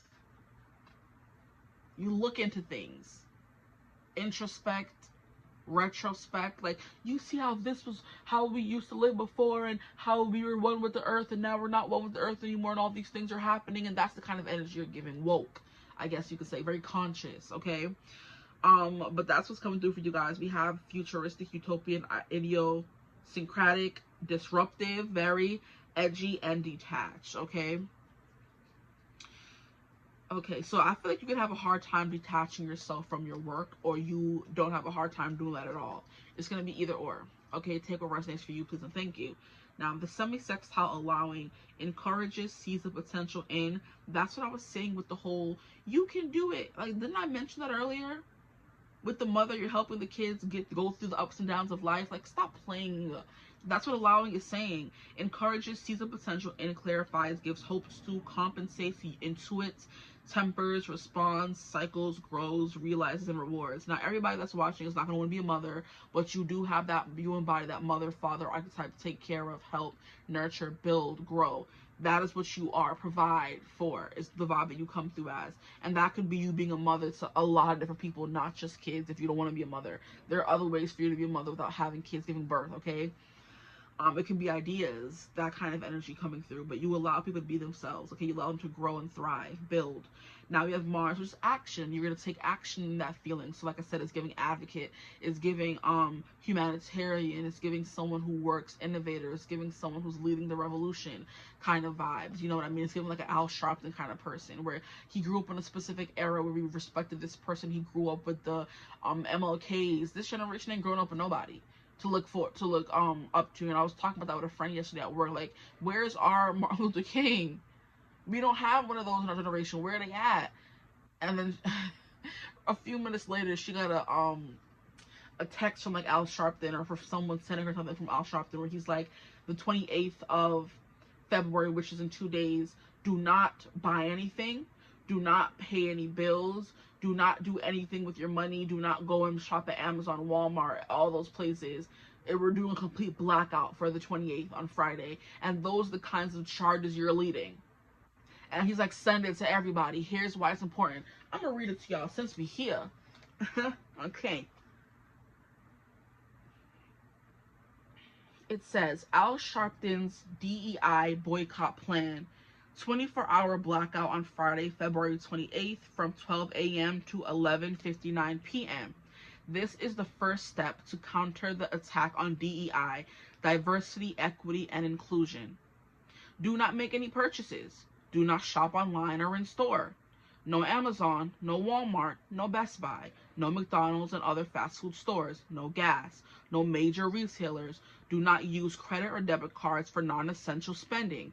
Try to buy all that you need before February 28th, but if necessary, only buy essentials of absolutely necessary items, such as food, medicine, emergency supplies. If you must spend, only support small local businesses. Why this matters? Corporations and banks only care about the bottom line. Disrupting the economy for even 1 day sends a powerful message. If they don't listen, we make the next blackout longer. Our numbers are powerful. This is how we make history. Spread the message. Please share with all of your contacts. Talk about it, post about it, document your actions all day. We must use the power we do have and send an economic message with our numbers, as did Dr. King. February 28th, the 24 economic blackout begins, and I didn't even realize he mentioned MLK, and we were talking about where's our Dr. Kings. Like, can you realize there's certain people who are on a certain frequency? There's certain people who are on a certain frequency who could pick up on things and know that someone's going to call before they call. Know that we need certain things, or certain things are being discussed. They can hear their names being spoken in certain rooms. They know certain things. You know what I mean? That high awareness you guys have. And it's funny, we went from talking about how Tamara Mario, they were calling her Tamaga. Oh Lord, on social media. And I'm like, no, I didn't hear that. What do you mean? She's like, yeah, they're calling her Tamaga because her husband, Adam House, is going around saying how he doesn't believe people should get food stamps anymore, or they shouldn't be able to buy junk food on food stamps and whatever, because when I grew up, people would buy food, junk food with food stamps, and then spend their cash assistance on alcohol. And I'm like, yeah, while there are people who do that, first of all, it depends where you live. All that we have in the food places where we live in the hood, where the people who get those stamps are trashy junk food. Do you ever see a Whole Foods in the hood? Do you ever see a Trader Joe's in the hood? Does Whole Food even accept EBT? Like, you can think about those things before you go running your mouth about anything else, Adam. If he even said that, okay? I'm not sure. I just heard from it. I heard about it. It's hearsay at this point. But I'm like, Adam, what do you mean? Like, I understand there are people who do that, but that's because that's what they have been bred to do. Junk food, alcohol, drugs, to keep them compliant, essentially, to not be able to fight back or make their own way, to drop out of school because it's too hard. You know what I mean? You never get the right education in the hood anyway. There's the rundown schools, never proper funding, no good food. It's all junk food. It's all fast food restaurants. Do you think that's a coincidence? Because you can go to the same place a few stops away in Brooklyn, Park Slope, for example, or down like Union Street away from downtown Brooklyn, and every place around there is small businesses. Every place around there is no junk food. It's nothing you can find. It's all small businesses when it comes to library, food, bodegas, dance studios, everything around there. You won't find one McDonald's, you won't find one Burger King, you'll find all small owned businesses, but it's only in that one highly gentrified neighborhood. In the black neighborhood, on every other block, what do you see? A McDonald's. Well, on every block you see a Dunkin' Donuts, a Burger King. Even if you go to freaking Flatbush, if you know where Flatbush is, on every freaking block is a Popeyes, a Burger King. There's no small businesses there. A Chipotle, a Taco Bell. And then you go a few stops away in the white neighborhood, and there's all the small businesses. We don't live there. The people who are on consciousness live where all the junk food is, where all the freaking bad schooling is. That's the kind of stuff you're interested in, social awareness, you know? And that's what you would say back to Adam Housley, if you wanted to know. And then we went on to talking about how, I forgot how we got there, but we ended up on Martin Luther King. She's like, I wonder where our Martin Luther Kings are. Where is that for our generation? And I'm like, I'm sure they're coming up, but we don't have one right now. And then literally like 3 minutes later, she got this text I just read to you guys about Al Sharpton. And I'm like, oh, that's our Martin Luther King, you know? But it's like, we mean someone who's our age, around our age group and a little older, 40s, 50s, you know what I mean, who is leading the charge. We don't have many of those, and that's what you're meant to be. The freaking Al Sharpton to the next Martin Luther King, now that we're speaking about it, it all came full circle just now for me. Absolutely, you're meant to be the next MLK, the next Al Sharpton, the one who's saying these things and sending out these grand messages. And it reminds me that I need to share that. Because that's just in like 2 days. Let me go to YouTube and share that with you guys. That's where I have the most followers. Did I take a picture of it? Select more photos. No. Let me go back, take a picture of it first, and then I'll be able to share it. Okay.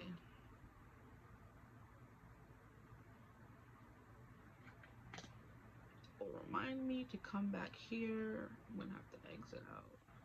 I'm gonna reopen it because I'm gonna forget to do it if I don't do it now.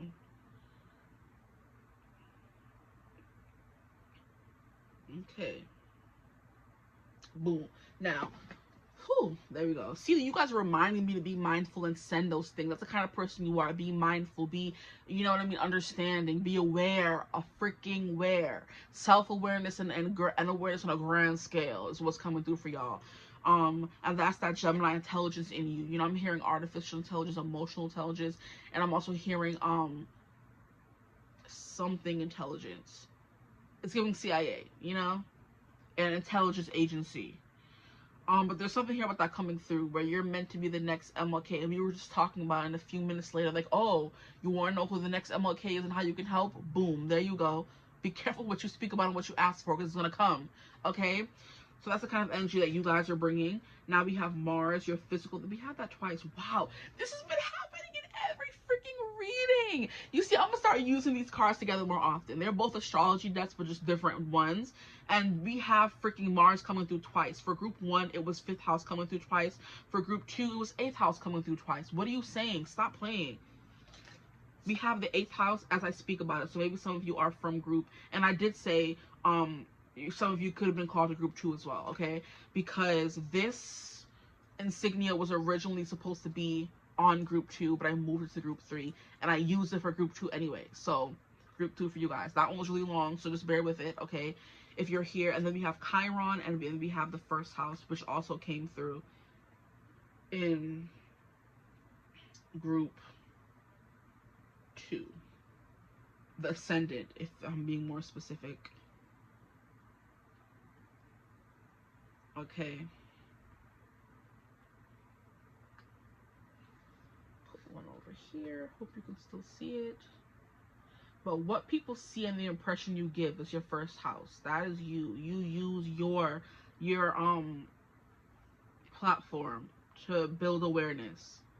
Al Sharpton started off just as like I think he's like a, I don't know who he is. He's a preacher. He started off in the church and stuff like that, and then he ended up becoming more than that and being someone people know as an activist. You know what I mean? That's what you guys are giving, the activist, okay? Now we have Chiron, your healing power, empathy, and ability to teach and learn remedies. Boom. Now we have 8th house. This transformational area of your life is about shared resources and intense emotions. So the things that you feel very intensely about, that you think needs justice, is where you come in and where you kind of like, you know, show your expertise is the vibe that's coming through here. And it has to do with everyday life things. It has to do with things that, and how people live on an everyday basis, essentially. The food they eat, the schools they go to, the things they have to endure, the treatment they get, okay? And that's you trying to give anyone any little thing. If you have like $1 and someone needs it, you're giving it to them. That's how giving and generous you are, how sweet and kind you are. If you need to help somebody get home, they're gonna get home. You know what I mean? If you have to order them Uber, buy them food, take them to the doctor yourself, you know, that kind of energy. Even you would even bring them home, child, to your house if it wasn't dangerous. It's the kind of energy you're coming through as, okay? You are that healer, and it comes, and the Chiron is the wounded healer. So it's someone who's experienced these things themselves. They don't want people to experience it after them, you know? They know what it's like, so they know how to, you know, they wouldn't want anyone to experience it either, you know? And the first house is definitely looking yourself in the mirror and saying, how can I change this? How can I be better? And that's the kind of person you definitely are, okay? I'm going to pull some cards from this Dragon Oracle to get out the way. I think I've gone through most of the cards, not all of them. But I want to get them out. Like I said, you would like to see the full picture. It's something that you do see. You have big picture thinking. Group 3, please, Spirit. Why were they born? What is their purpose? Ooh. We have father time. Wow. We have father and mother energy coming through. That's definitely what I said. You're the father to all, mother to all. The way Michelle Obama is all our mom. And Barack Obama is all our moms. So you could definitely go on to be the next Michelle and Barack Obama. And you have our 2 kids, Malia and Sasha. Okay? And emergence. I wasn't supposed to get so many cards, but I felt I need to keep pulling. Nothing happens as a coincidence. We have emergence. Look at that. Coming out and speaking out against things, okay? And then we have Orb. I've never gotten him. Orbron. I'm excited. I love this emergence because this is the front of the deck. I love when I get the cards that are in the front of the deck. Emergence. Okay. And then we have this card here. We'll see what that card says at the end. But I just wanted to have them all out. And I guess they can go right there for now. Okay. I don't know if they're going to fall. I have a feeling. Nope, nope, nope. Put it aside. I just don't want you guys to think that I'm over here doing something nefarious, like switching them out. But you see most of them anyway, okay? So, Mars, the 8th house, that kind of energy. I'm not finished reading everything. I feel like I need to see everything. So, these could be in my hand, and we're going to read this.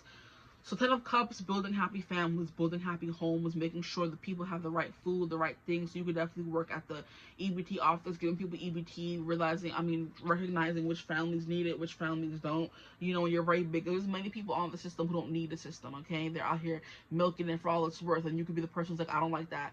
Only the people who need it should be on it, you know? But yeah.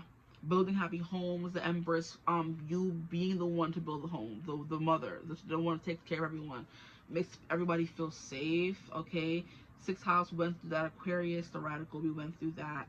We went through this. Mars, desire, impulses, courage, force, heat, strength, competition, workouts, excitement, thirst, impatience, anger, leadership, and engine. Potency, willpower, motor, and sex drive. Okay, so all those things are coming through as well. You could definitely be someone with like a high sex drive as well. That could be coming through. Oh Lord, Father help me. Why did I just hear by any means necessary? You are the undercover agent who's going undercover and definitely doing what they ever have to do to convince or get their point across or get their thing passed, get their bill passed. Oh my goodness, you guys are giving me the freaking shady politicians for some of you. Oh my, I heard by any means necessary, and I'm seeing somebody bust it wide open. Oh Lord, Father God, help us, help you. Yeah, you're by any means necessary. You're doing what you have to do. If you have to flirt, if you have to lie, if you have to steal. I'm not getting that big as a big vibe, but I'm getting by any means necessary. You're willing to do what needs to be done to help everyone, to help anyone, you know? Oh Lord. Who, you see the cracks in the system, Lord, and you said, I'm gonna fix it. Lord Jesus is a fire, and I have the water. I have the accelerant, or no, the decelerant, the white thing they put on the fires, okay? I don't know the name of it. But yes, that passion, that drive, you're putting on the lipstick, you're putting that thing on people, you putting it on them, you putting it on them. You know what I mean? You're fighting, you're not stopping, you're advocating, you're shouting from the rooftops, you're making sure you're heard loud and clear as the energy that's coming through, you know, in order to help people, essentially. And the campus went out. Confirmation for me. Now we have Cancer, the doula, feeling sympathetic, comforting, nostalgic, protective, intuitive, birthing, tender, nocturnal, caring, moody, receptive, lunar, moon energy, sentimental to the divine feminine is coming through for y'all extra hard. Introverted, defensive, and family oriented. Not defensive coming through with Mars, yeah. That's you building a strategy to get what you want, to get that law passed. Like I said, you know how to sneak, and intelligence. That's what I was saying, CIA. They the ones who be going undercover. And they the ones who are in intelligence to make sure that people are not doing things you're not supposed to be doing and stuff like that. That's the kind of vibe y'all could be destined to be. Not too much on y'all, huh? Don't hurt them now. But you definitely have like a lot of fire.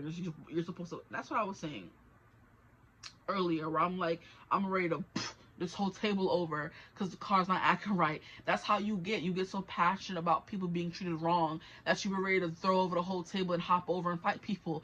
But you have to, your discipline is even more than your anger, you know? The want to help, the need to help is even more than your anger. So you have to let it ease on up now and continue the reading, or else I could have flipped everything over and the reading would have been done there. No, you're very tactical. You think things out. Deliberate, I think, came through in one of these cards here. Even if it didn't, that's what's coming through, okay? But yeah, your willpower, your potency, your engine is always revving. It never stops for what you believe in. And that's where you're supposed to put that passion for change. Yeah. Okay. And working hard, you don't renege against that, because we have 6th house and we have Virgo. They work until their bones are tired and old and creaky. They putting in that work. You're supposed to work hard, long, and never give up for whatever you believe in. That is your destiny, okay? And whatever that takes for you, whatever form that takes for you guys, okay? Now, like I said, we're going back to this 8th house energy here. 8th house is all about marriage. Just look at that. We have that personal bond, that link, that promising myself to someone and not letting it go, okay? That's what that is with the 2 rings coming through here. Then we have the 10 of cups, marriage and kids. So some of you, it's just meant to be married and have kids while also fighting for justice. It's like also, it's like how people have a different view or take on kids and what they want for kids on a grand scale when they have their own kids. So it's like, I never really took into consideration what kids go through until I have my own kids. Now I want to advocate for all the kids. You could definitely end up being a mother and then having that urge and drive to take care of all the kids, okay? You get an animal and you get a pet and you don't realize how much they have to go through, and then you realize, oh man, I didn't realize how much injustice there was to animals before. I gotta fix that. You're someone who's big on climate change, which is very Aquarian of you. You're like, no, I gotta make a stand. And that's that power coming through. You pack a punch. You don't give up. Look at the explosions behind her. Those are flowers, but it looks like an explosion to me. We have space. We have, you know, maybe you're at NASA and realizing, or trying to figure out how we're gonna move to the next planet. When Earth goes to 𝐓𝐡𝐮𝐲𝐚, because we know it's getting there. When we can only inhabit Earth, where are we going? That's what you're figuring out. You know, that's that artificial intelligence. You're in NASA, CIA, FBI, all that kind of stuff. Technology is also a big thing as well. You could be a tech person who's learning how to infiltrate and, you know, a tech genius. So you're learning up with new ways to do certain things, easier ways. You know, that's what's coming through for y'all for real. And then that Mars coming through twice, okay?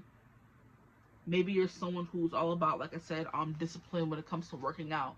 And that's nutrition in the 6th house as well. You're helping people live healthier lives, eat healthier, exercise more. You know, nutrition, things like that. What to eat to get this, what to eat to get that. There's this one girl on TikTok, I love her down. So I do believe she's from New York and Brooklyn. She is always trying to push these bitters onto people because it helps with gut health. And I do believe she was talking about Dr. Sebi and how dis-ease comes from one component or one proponent, whatever the word is, and that is mucus. So mucus in the lungs is bronchitis or something. Mucus in the she was saying all the diseases. Mucus in the something is something. Mucus in the this is that. You know? Mucus in the this is that. Like, mucus is the component of all of the diseases out there in the world. And she was like how it all comes from your gut health. And how if your gut health is good, it lessens the mucus, the buildup, okay? And they be posting her on my TikTok every day. I've never seen her before. and she just popped up out of nowhere and will not go away. That's my sign to maybe get some bidders, and that could be your sign to get some bidders too. Maybe I've been meant to speak about her so people can hear about her. Let me find her name for y'all for anybody who's interested. Just give me a second, because I literally just saw her today. Literally. Just saw her today. Here she go. Her name is Thrive with Shariah Wise. Thrive with Shariah Wise. That's her. Yeah, the same America that has over 10,000 chemical ingredients that are banned in other countries.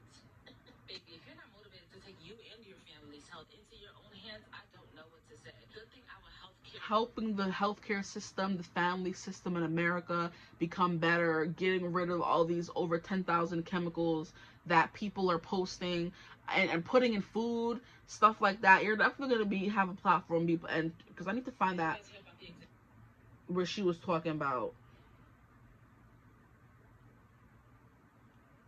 She has so many videos. Yeah, it's going to be in my history of like videos. Because there's so many of them she posted. Nope, that ain't it.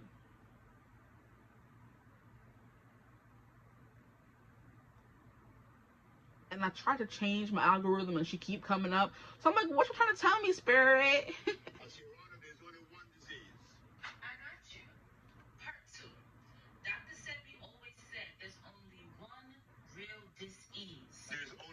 Disease, not two, not three, one. When I opened my big black mouth and told the judge that, oh my God. Mucus. But what does that actually mean, though? As I've been saying, the gut is the foundation of your health. If it's full of toxins, the whole body suffers.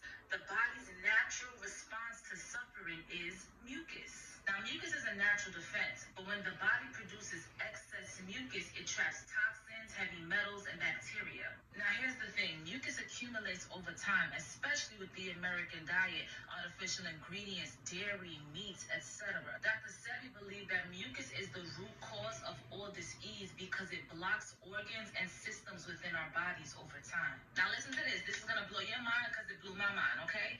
He taught that certain diseases are an accumulation of mucus in different areas. So, for example, cataracts is mucus in the eyes. Mucus in the brain, dementia, Alzheimer's. Mucus in the lungs, asthma, pneumonia. Mucus in the skin, acne, eczema, psoriasis. When someone has sinusitis, what is obstructed the nasal passage?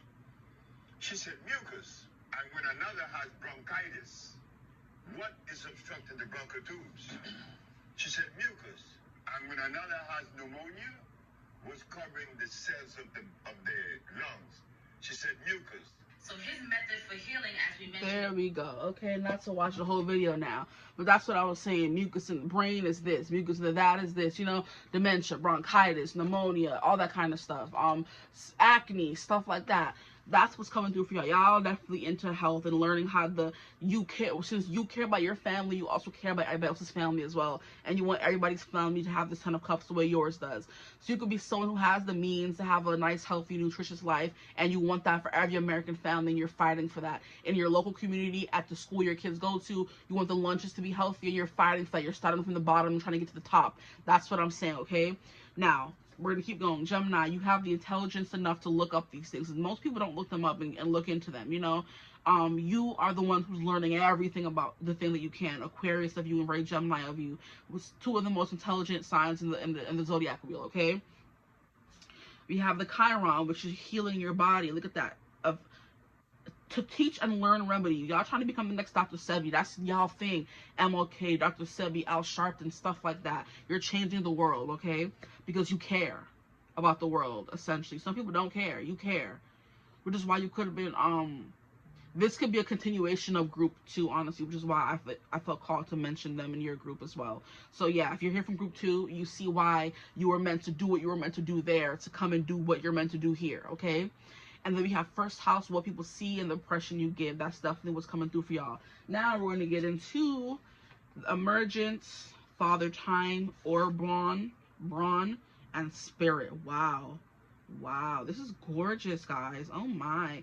All three groups were amazing today. I love my collective. Who's watching these videos? I love y'all. Okay, so the reading is potentially, I mean, technically over. You can just listen to me read into these dragons. I'm going to read the prompts from all four cards, and they're long. So just take that into consideration.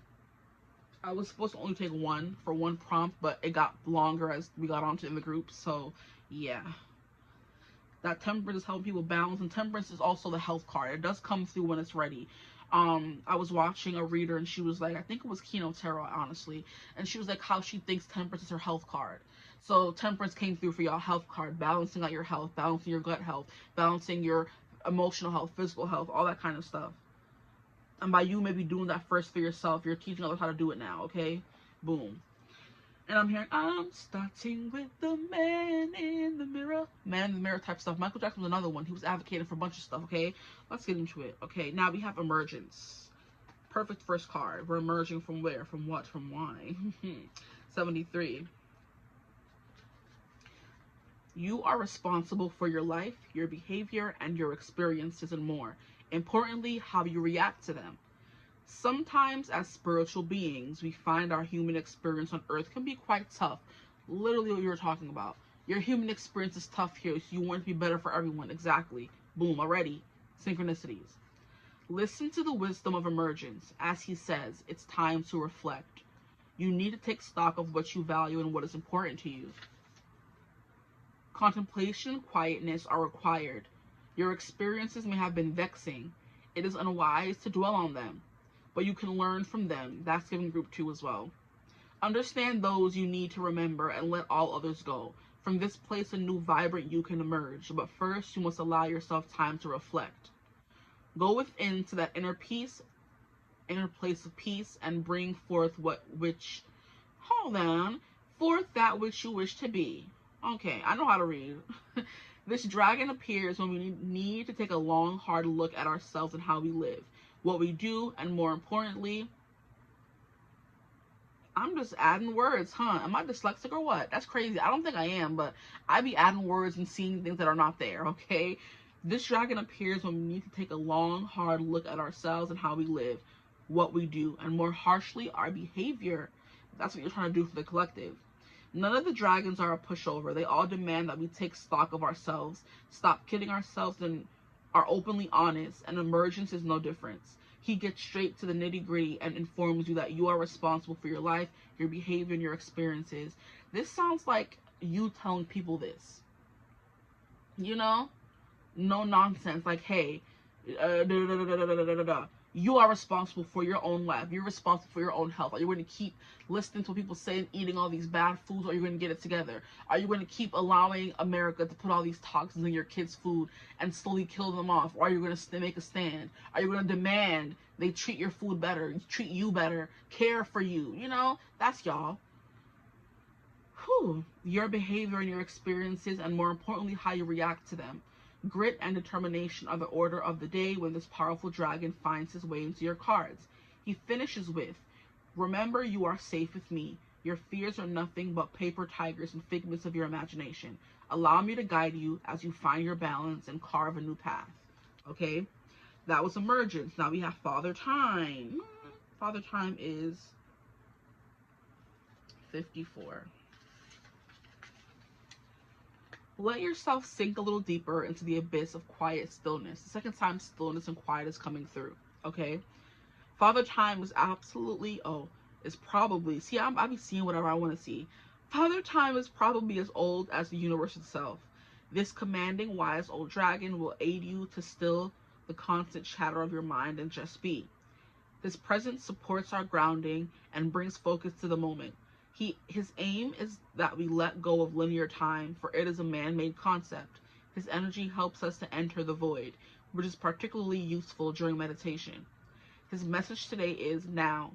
This moment in time is a gift, which is why it's called the present. Allow all time to stop and break your habit of clock chasing, because in reality there is only now. Let yourself sink a little deeper into the abyss of quiet stillness and let go. The man-made concept of linear time is illusionary. It also only serves to fuel the doubts in your life. I'm here to guide you to a more tranquil way of being, so be fully present in the future. He goes on to say, the stresses of your existence are often due to your preoccupation with time. Find your point of center, breathe and let go. So maybe you guys need to meditate more. Whether these anxieties are from a lack of time or feeling of not being good enough, nothing is gained by being fretful. Stop setting yourself unrealistic timescales and such high expectations. You can achieve without making it so difficult for yourself. You, as human doings, dragons refer to us as human doings rather than beings, fail to see that much of your stress is unconscious, and it is as natural to you as breathing. Recognize this and release it. With the quietness of mind, Father Time aids you in finding clarity in all life situations and helps you to see the bigger picture, allowing you to reach a new level of understanding. Boom. Okay, now, next one is Oberon, which I'm excited about because I've never gotten him before. Where is he? Oberon is 82. I flip right to it. Period A, period A. Now, we have reconnect to your physical body and get out of your head. Physical body coming through. What were we talking about? If Oberon has turned up today, it is to reassure you that you can achieve what is required. Now, pause really quickly before it leaves. Mars energy coming through twice is about the body and the physical health as well, I do believe. So I think that is a big thing for you guys.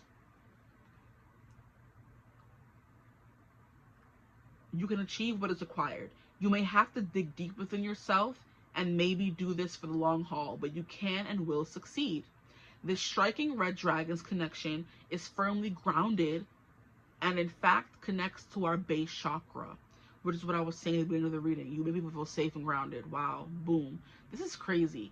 He therefore relates to everything that makes up our physical lives and the world we create for ourselves. Oberon's message is a simple one. Nothing in this world you call home is insurmountable. Nothing is too big to deal with.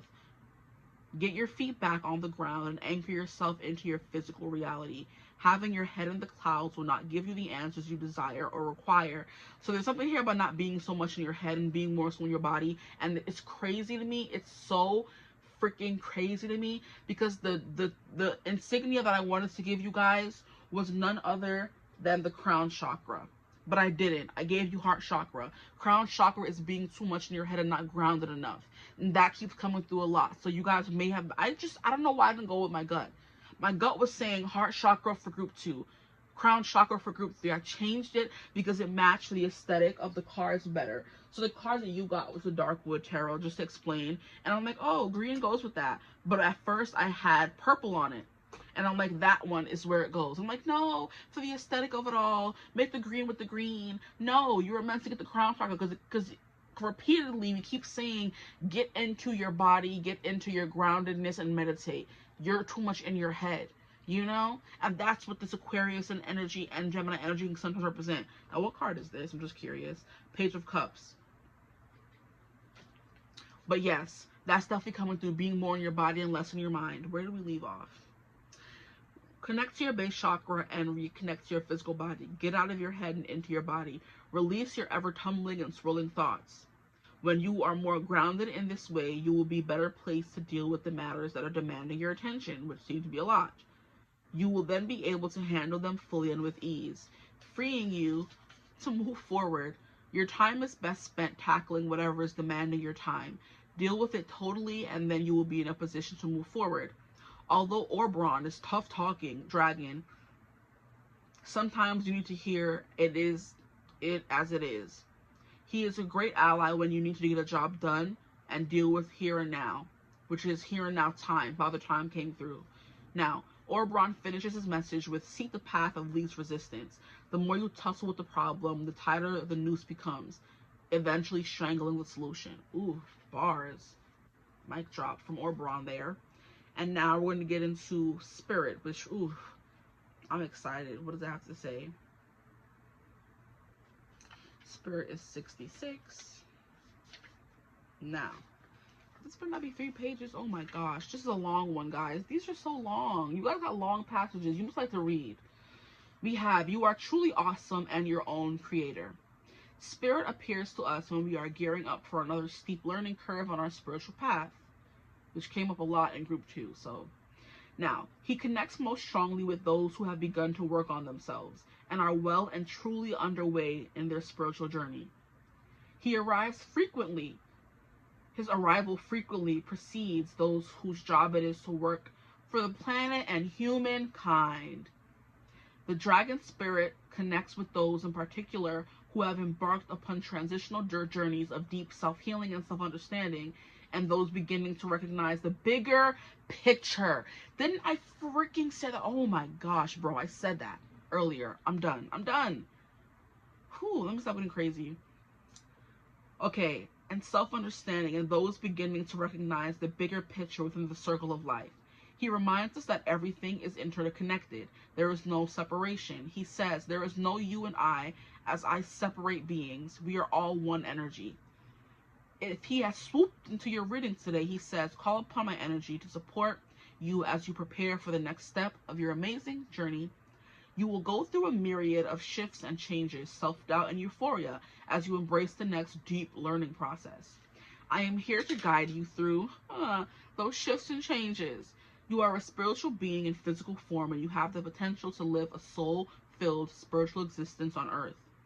You are truly awesome and your own creator, so embrace what it is to come on the next leg of your journey. If you are feeling spiritually disconnected, lost, or simply overwhelmed, call on Spirit to guide your way. Your job here is to watch and listen to your feelings. This Page of Cups, which came through earlier, just now. Sudden flashes of inspiration, and as always, signs and symbols. So you are meant to connect more to your intuition and less your mind and your racing thoughts.